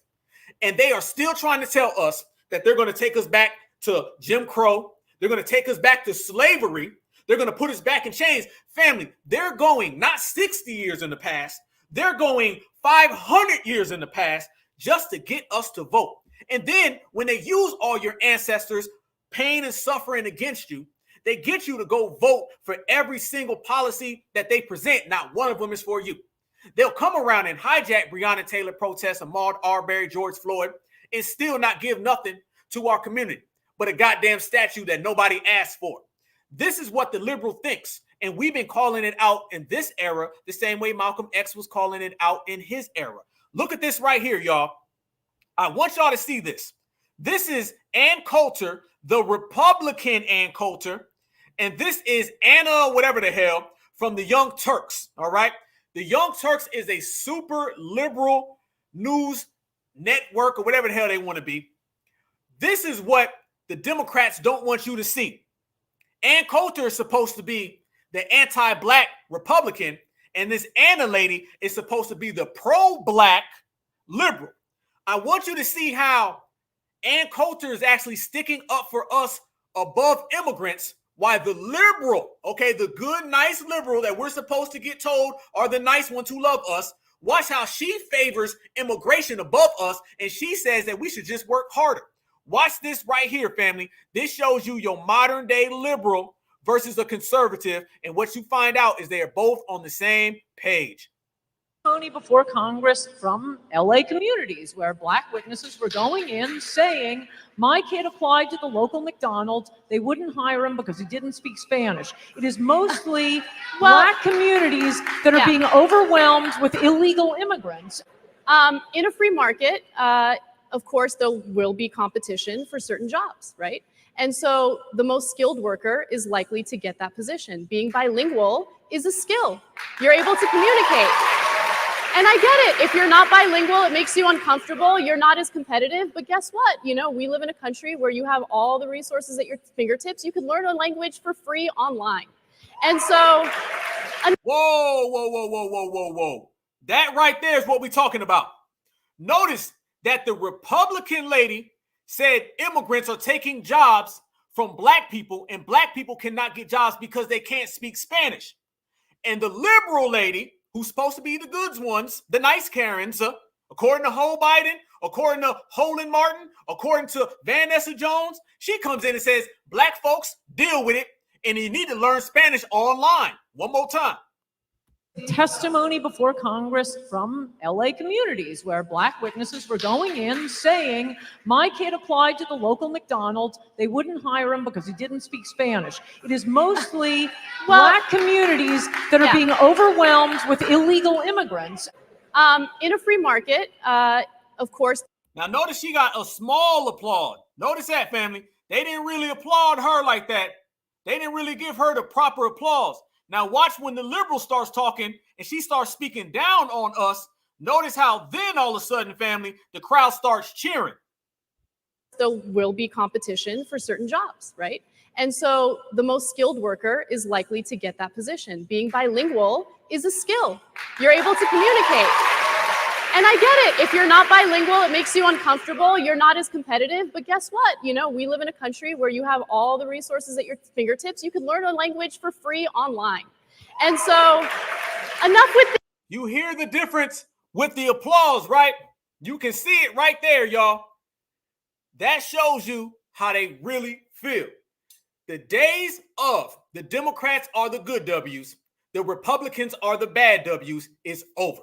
The same way we changed everything in the political discourse of this country, where people are walking like us and talking like us, is the same way we getting all of that out the building. If you're not talking about the system of supremacy in both of these parties being anti-Black, you can't talk to us. Either you acknowledge that the Democrats and the Republicans are both anti-foundational Black Americans, or you get the hell out of our face. We're not playing them games no more. You're not going to continuously present people to us that are just supremacy in different shapes and forms. Because what you're coming to find out is that the people who run around here and claim that they got our back so much, they've actually done more harm to our communities than anybody else. Everybody talks about Donald Trump. Everybody says Donald Trump is so racist. That's what Donald Trump has done. But if you look at what Donald Trump has done to Black people versus what Joe Biden has done to Black people, it ain't even comparable. One person runs his mouth, the other person writes laws. How can you compare the person who wrote the 1994 crime bill against the person who said Africa was a shithole? That is nowhere near comparable at the end of the day. When you look at Joe Biden, if you don't vote for me, you ain't Black. Poor kids are just as intelligent as white kids. He's talking about us. Trust me, when they say poor, they're talking about Black people. Okay, because you know he said immigrants are going to run this country, so you know he ain't talking about them. When you look at what he has said and what he has perpetrated against us, but yet you compare that to Donald Trump, it ain't comparable. As a matter of fact, I'm going to go as far as say that there isn't a living, breathing person in the United States of America that has done more damage to the black community than Joe Biden. If you tell me otherwise, present to me somebody that has done anything near the 1994 crime bill. I'm not even going to talk about all the other things that he put in place that elevates other communities above us. Name me one person that has done more harm. One. I'm not talking about 4, 5, 6. I'm not talking about a political party. Not talking about your favorite supremacists. Name me one person that has done more harm to the foundational black American lineage than Joe Biden. Nobody. So I don't want to hear about what someone else's words are. I don't want to see people reaching. I don't want to hear about going back in Jim Crow. I don't want to hear about black codes. I'm talking about right here, right now, today. Nobody has done more harm to my lineage, heritage, and culture than Joe Biden. And yet you got people running around here telling us that we are doing something wrong if we don't vote for him. Hell to the no. So all those Democratic shields have been tossed out the goddamn paint, and we are going to continue to give them that full court press. And no longer can you run around and make up fantasy laws that the Democrats have done for us. No longer can you tell us Kamala Harris is black. No longer can you tell us Joe Biden isn't 3,037 years old. No longer can you tell us that the Democratic Party are the good W's and the Republicans are the bad W's. No longer can you run that game on us, because this generation showed up and changed the whole game. You know it's election season when Kamala Harris starts pulling out food, y'all. Yes, she is. Yes, the same collard green Kamala, just like hot sauce Hillary Clinton. Check this out, y'all. This is her coming out of a goddamn place talking about food. Never was black at all. This woman was not black, none whatsoever. Now, out of nowhere, she's black again when it's election season. And you know, the first thing somebody wants to do when they want to claim blackness, they start talking like us and they start trying to pull out food. Her little black scent done kicked back in, and now her pulling out the food done kicked back in. This only happens when they want votes.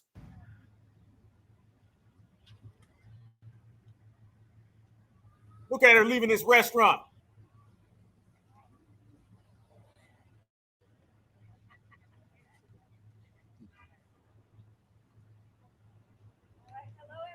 And I love meeting with my friends who are small business owners who are building up the economy and hiring folks and just building wealth and good, healthy stomachs of good food.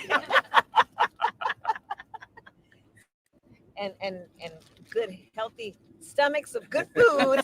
Stomachs of good food. Stomachs of good stomachs of good food.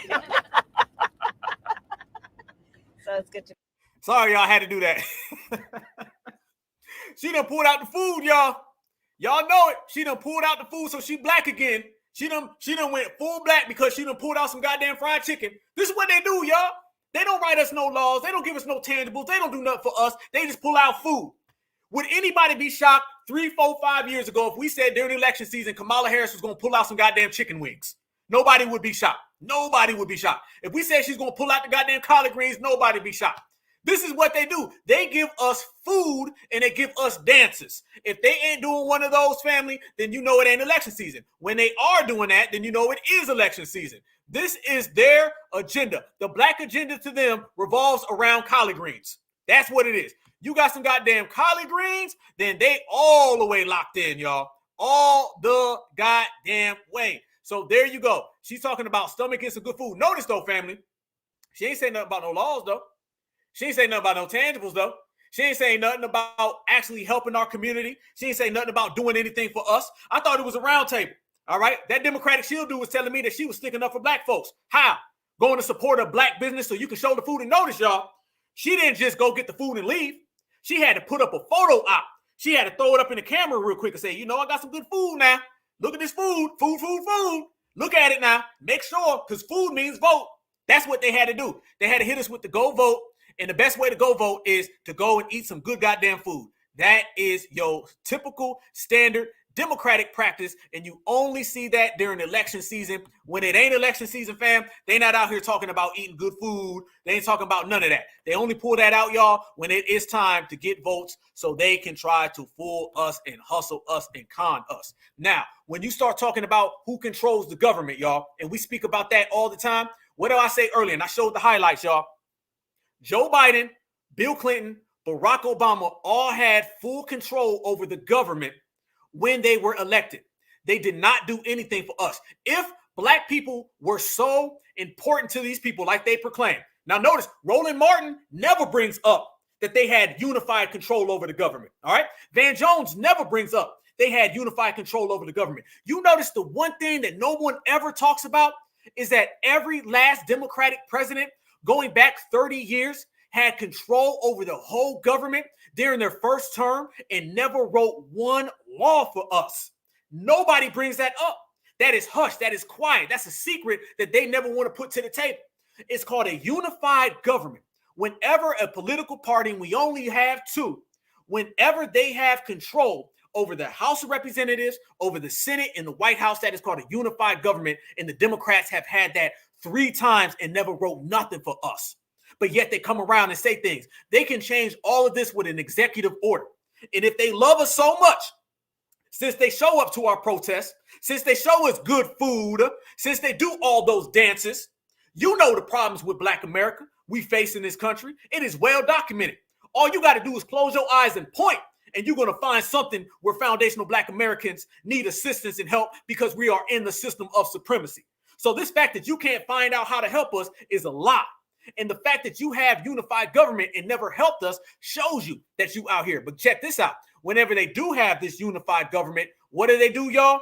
They write laws for everybody else. So you know they know how it works. I want y'all to see this, family. This is something that I pulled up just the other day. Check this out right here. All right. Ask Civics 101. What happens when one party controls the presidency and Congress? Check this out. All right. Unified control. Once, check this out, y'all. Here we go. Proof all day long. Once President-elect Joe Biden is sworn in on January 20th, this was 2020, the Democratic Party will control the House, the Senate, and the presidency. Political scientists refer to this as unified control. Most recently, the United States was under unified control under the first half of Donald Trump's term.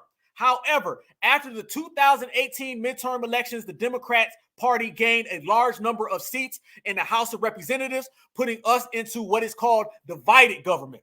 Divided government is exactly that. It's divided. One party controls this, one party controls that.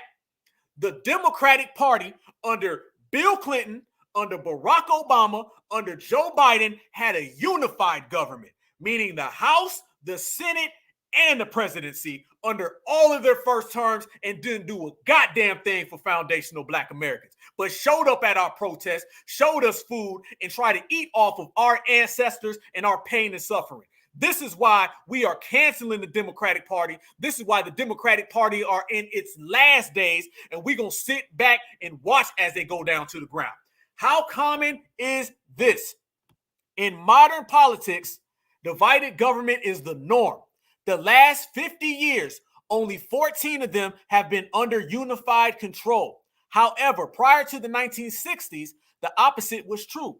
Some politicians decried divided governments because the voters couldn't determine who is to blame for the inaction. President Woodrow Wilson said, a divided government, how is a schoolmaster the nation to know which boy needs the whipping? That's what Woodrow Wilson said. This sentiment of not knowing who to blame for unpopular policies is still prevalent today.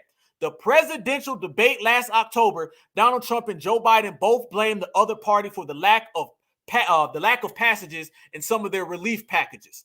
This, again, shows you the Democratic Party. One more time. Let's make this clear. Let's put this in the atmosphere, y'all, so everybody sees it. That same atmosphere that we put all this certified energy in, that's got everybody jumping off the damn Democratic bandwagon, that's got everybody following us. We're going to put this in the atmosphere as well. Once again, once President Joe Biden is sworn in on January 20th, 2020, the Democratic Party will control the House, the Senate, and the presidency.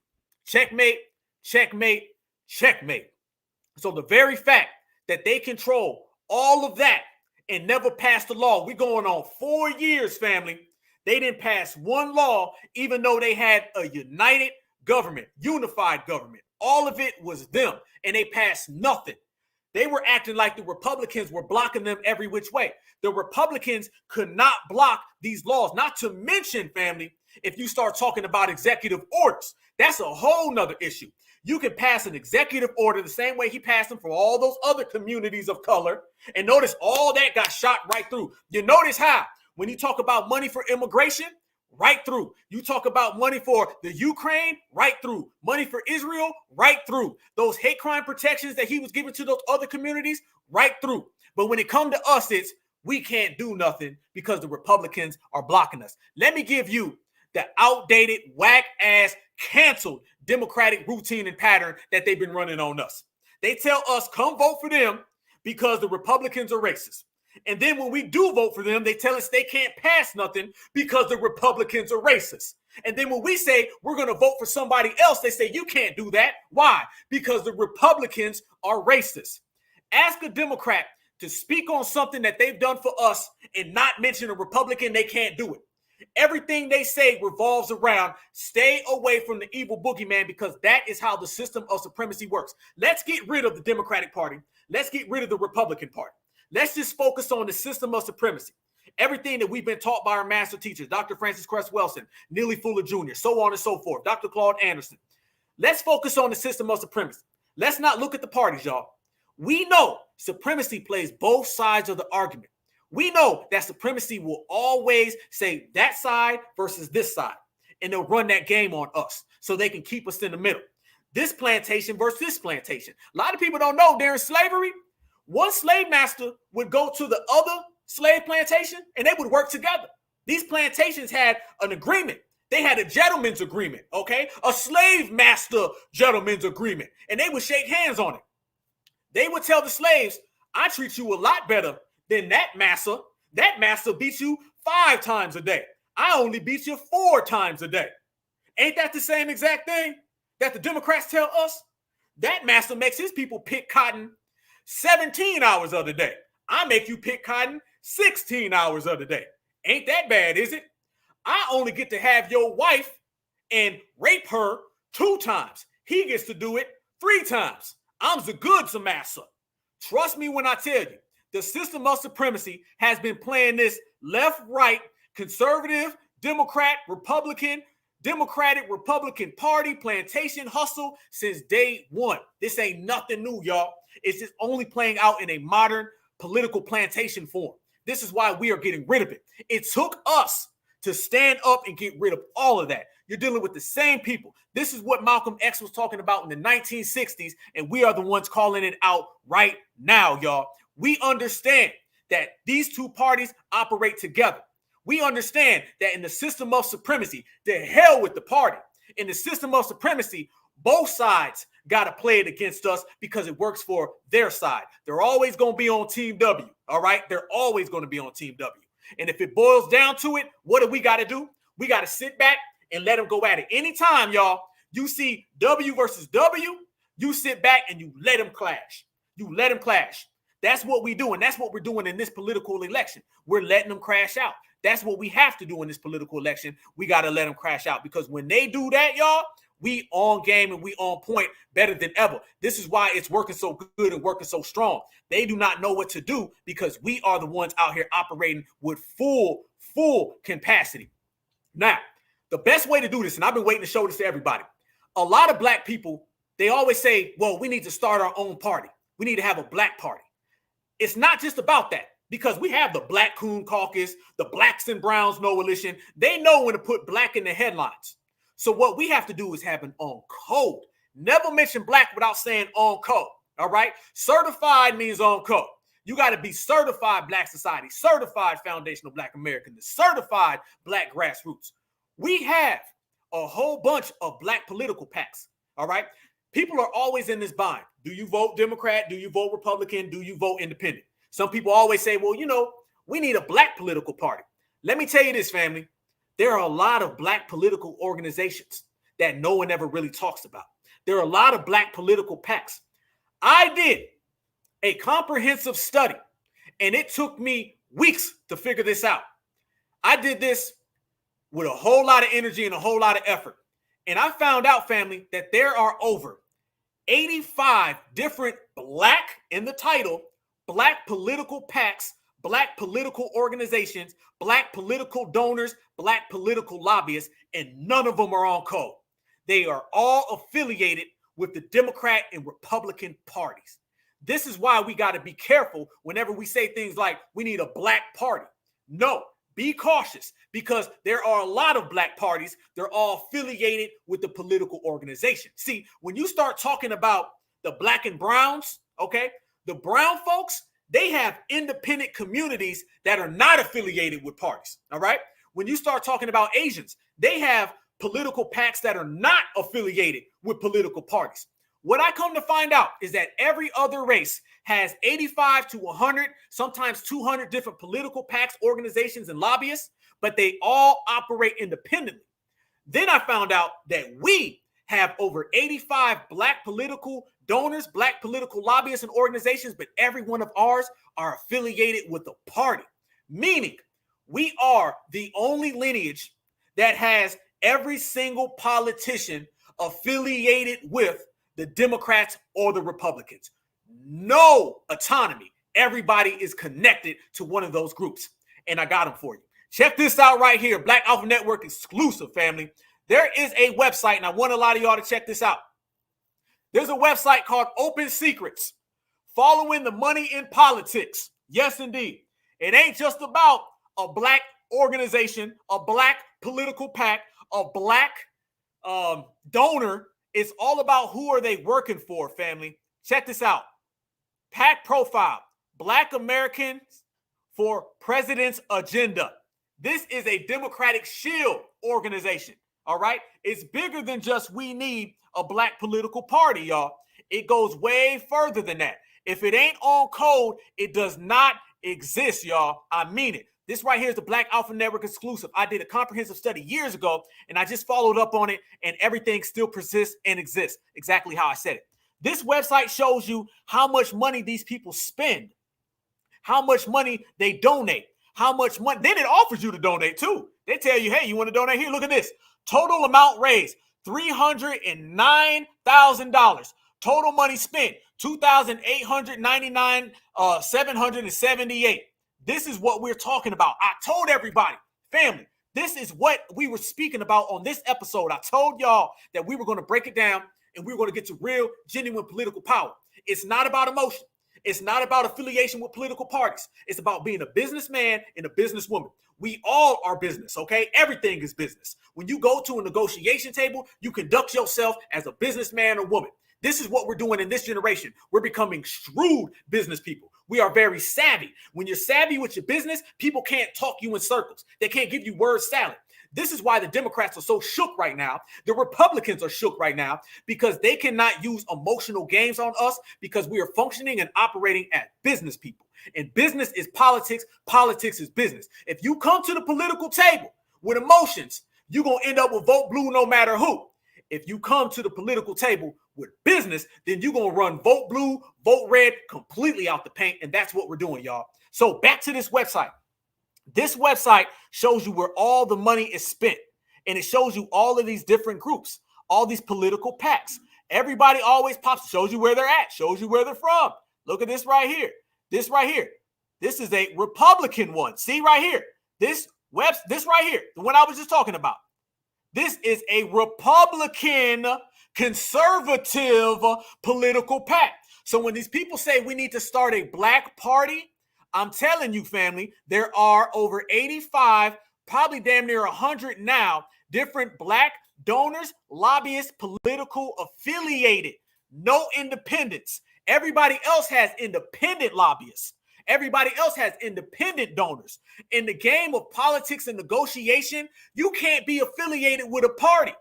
We are the only people who have all of our political PACs and lobbyists affiliated with a party. If you're affiliated with a party, you have disqualified yourself from any form of negotiation. This is why you don't tell people what you're going to do. You just do it. And salute to Dr. Claude. He said it best. They're not going to find out what we did until the day after the election. We got to start playing poker, y'all. We play poker. Stop playing political checkers. Start playing political chess. You don't let nobody know. You don't come in the game and say, oh, I'm playing spades. Here's my cards. Okay, we playing poker. Here's my chips. All right, we're playing goddamn Uno. You don't play Uno and tell people what you got. We've been out here letting the whole world know what we're going to do. And then we fall for the game. And that is all because of those old civil rights Negroes. Instead of giving us some form of political businessship and teaching us, they were running us down the same ass pattern. This is why so many different people have outdone us. They say we need black politicians, right? We need on code black politicians. Salute to our brother Marcel. See, what separates our brother Marcel is that he is an on code candidate. You can have anybody black. We got the Black Caucus. They got black in the headline. Ain't did a damn thing for black people. We need on-code candidates, on-code lobbyists, on-code donors. Then we get change. So if you're saying black without saying certified, you're wasting your time. You're saying black without saying on-code, you're wasting your time, family. We now are getting rid of the miseducation, misrepresentation, and misdirection. That's what the civil rights Negroes gave us. This is why we got behind politically. But you know, foundational black Americans, all you got to do is give us the rock and we're going to pass everybody. So now we're getting rid of all of the old outdated politics that they gave us from the old days with all the emotion and the crying and the hugging and the kissing and the yes we cans. Now we're moving forward to cut the goddamn check. And that's because we are businesslike. Watch what I'm about to show y'all right here, family. This is going to trip you out. So that is a political pack that is destined to be a Republican pack. Family, do you know? You type in black and check this out, y'all. This is where it get crazy, family. Black Alpha exclusive, man. Y'all smash that like button. We building, we working, we shining, we grinding. Look at this, family. 101 packs match found for black. Look at this, family. Look right there. Black Alpha Network. Share this video. We building, we working, we shining, we grinding. The people's champion. 101 packs match found for black. And then you start going down it, y'all. And you start seeing all of these black political PACs, black lobbyists, black parties, and they're all affiliated with the Republicans or the Democrats. Look at this one right here. Black Alliance for Just Immigration. That's a political PAC right there, y'all. That's a political PAC right there, and it's for immigration.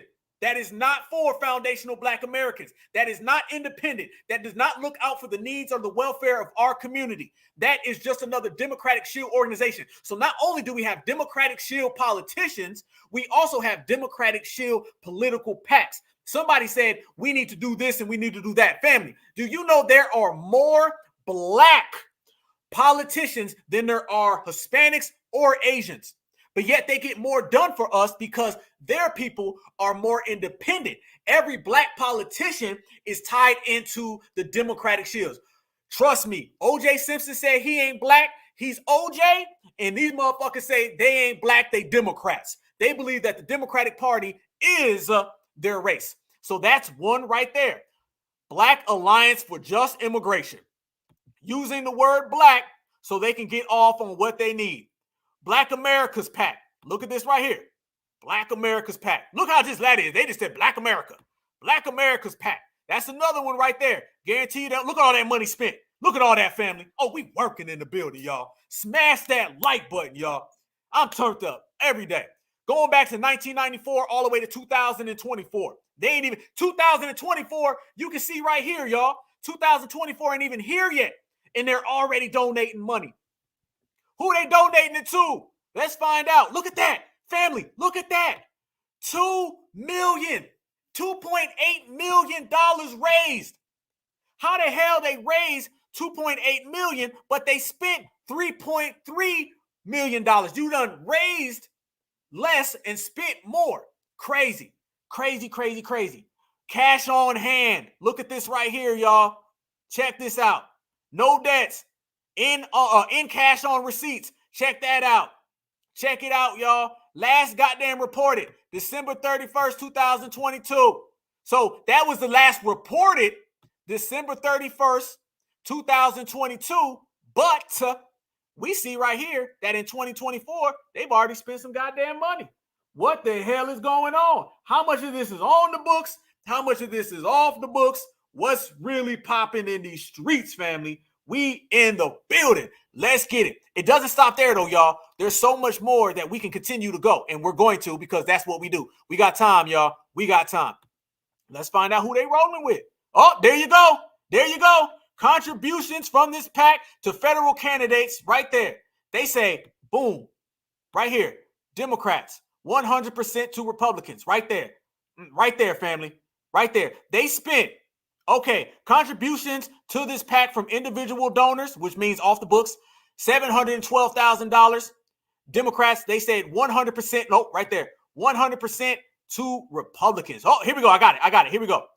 0 to the Democrats, 100% to the Republicans. This is a goddamn Republican shield organization. Right here.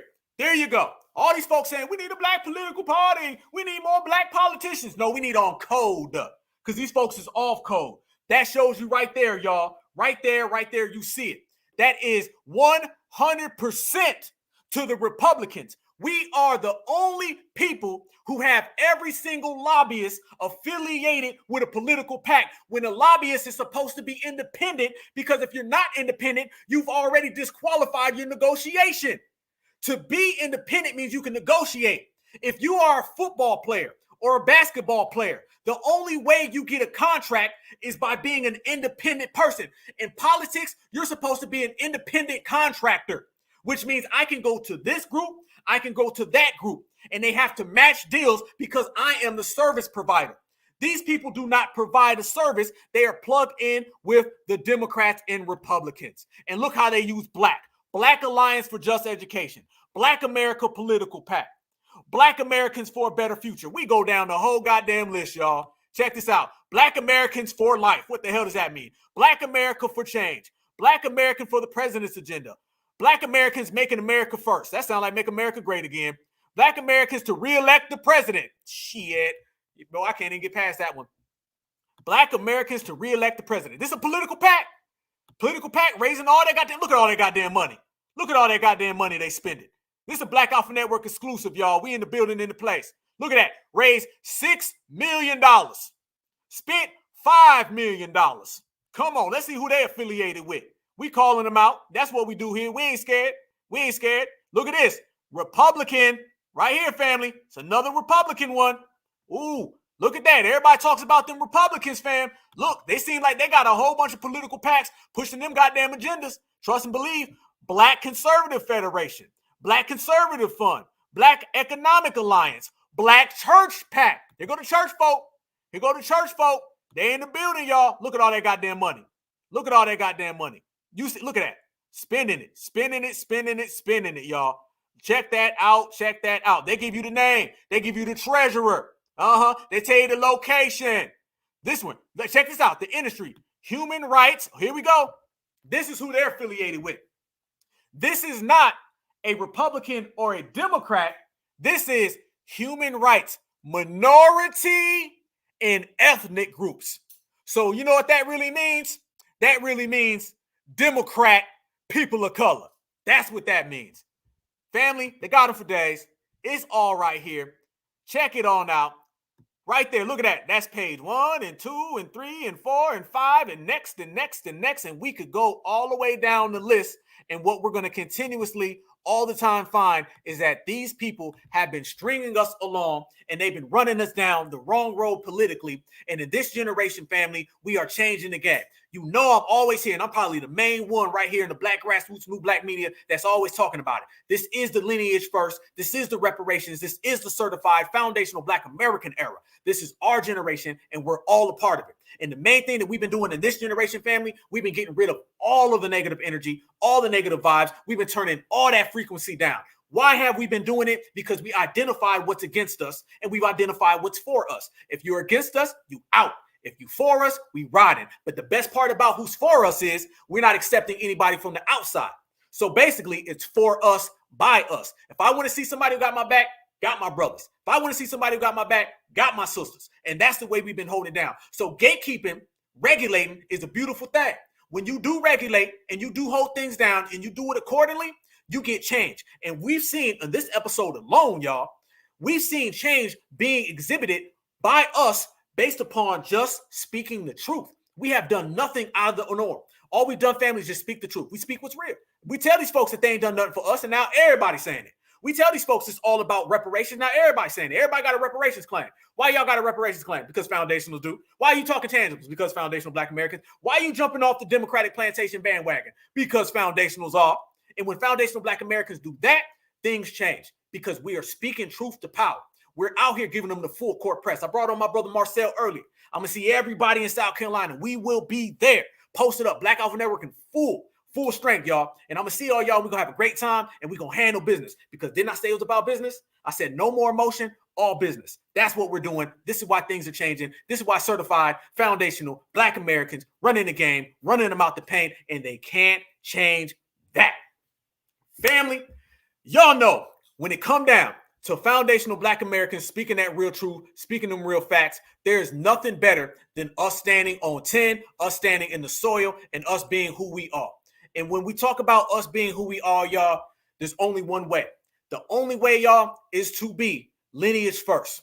And when we speak about being lineage first, the most beautiful thing about that is that we are from the best lineage. Why would we want to change anything, y'all? We are good to go. We are good to go. I'm telling you, man. We are out here doing it big. Yes, indeed. I see you in the chat. We the most copied. All right. Everybody's trying to do this knockoff foundational Black American thing, but you can't be like us. You can't be. It's impossible. All right. To be a foundational Black American, let me say this, y'all. You can't try to be. You can't dress up to be a foundational Black American. Either you are or you aren't. You wake up being a foundational. You go to sleep being a foundational. If you ain't did one of those two things, then you can't be with us. Hell to the no. Foundational Black Americans been out here in the paint for years. Your grandmother, my grandmother, all of our grandmothers, we've been out here really stomping, putting in that real good, strong work, and we're going to continue to put in that real good, strong work. And there ain't a goddamn thing anybody else can do about it because we are that certified, y'all. Yes, indeed, on code for life. With that said, man, it's been a hell of an episode. I promise you guys, man, we're going to keep running it back. We're going to keep giving them that work. But you know, we always got to slow down. We start off going 100 miles an hour, and I appreciate we had 600 people, still got 600. You know you cold when you've been on for 3 hours, family, and you closing with 600 people. That is what we do, man. Black Alpha Network, man, certified salute to everybody out here. The Black Grassroots has been a hell of a year. We starting to wrap it on up now, man. The year's coming back around. So I want everybody to be safe during this holiday season. You know what I'm saying? Like I said, we create our own holidays. We ain't out here doing what they do. Foundational Black Americans, we just get together, we team up with the family, man. We reminisce, we go down the line, and we just chop it up, and we enjoy being exceptional. We enjoy being our great selves. That is what it is. So I want everybody to be safe during this holiday season, man. But we're going to be right back here next Tuesday, 7 o'clock. Y'all make sure you subscribe to the channel. Share this video right now. I got 600 people in here. Share this. If I can get half of that, 300 people to share this video, smash that like button while you're here right now. Smash the like button before you head out. Share this video before you head out, and let's keep running them out the paint until we roll. That's the way we're doing it, family. We're doing it all because of us. So our lineage is stronger than ever. Our heritage is stronger than ever. We're stronger than ever. And the Democrats and the Republicans are shook, and they should be. Why? Because we got it like that. I want y'all to stay good, stay safe, stay vigilant, man. I'm going to catch you on the other side. Y'all stay real, man. You know what it is. FBA all day, every which way, man. Black Alpha Network, man. I love y'all with a passion. I'm going to continue to love y'all with a passion. If they think that this last year was dangerous, wait until next year because we coming back even stronger and getting everything that's ours. So as always, man, y'all stay good. Y'all stay safe, stay vigilant. And remember one thing from Black Alpha Network, y'all. Black is beautiful. And beautiful is always black. Certified, one love. Kid, what y'all think? If you whatever the fuck you think you are, and until we own some shit, I'ma call it like it is. How you gonna be a man and we starving? Go ahead. You know? And you can walk by 5 different houses, ain't a man in either one of them motherfuckers. How we gonna be a man?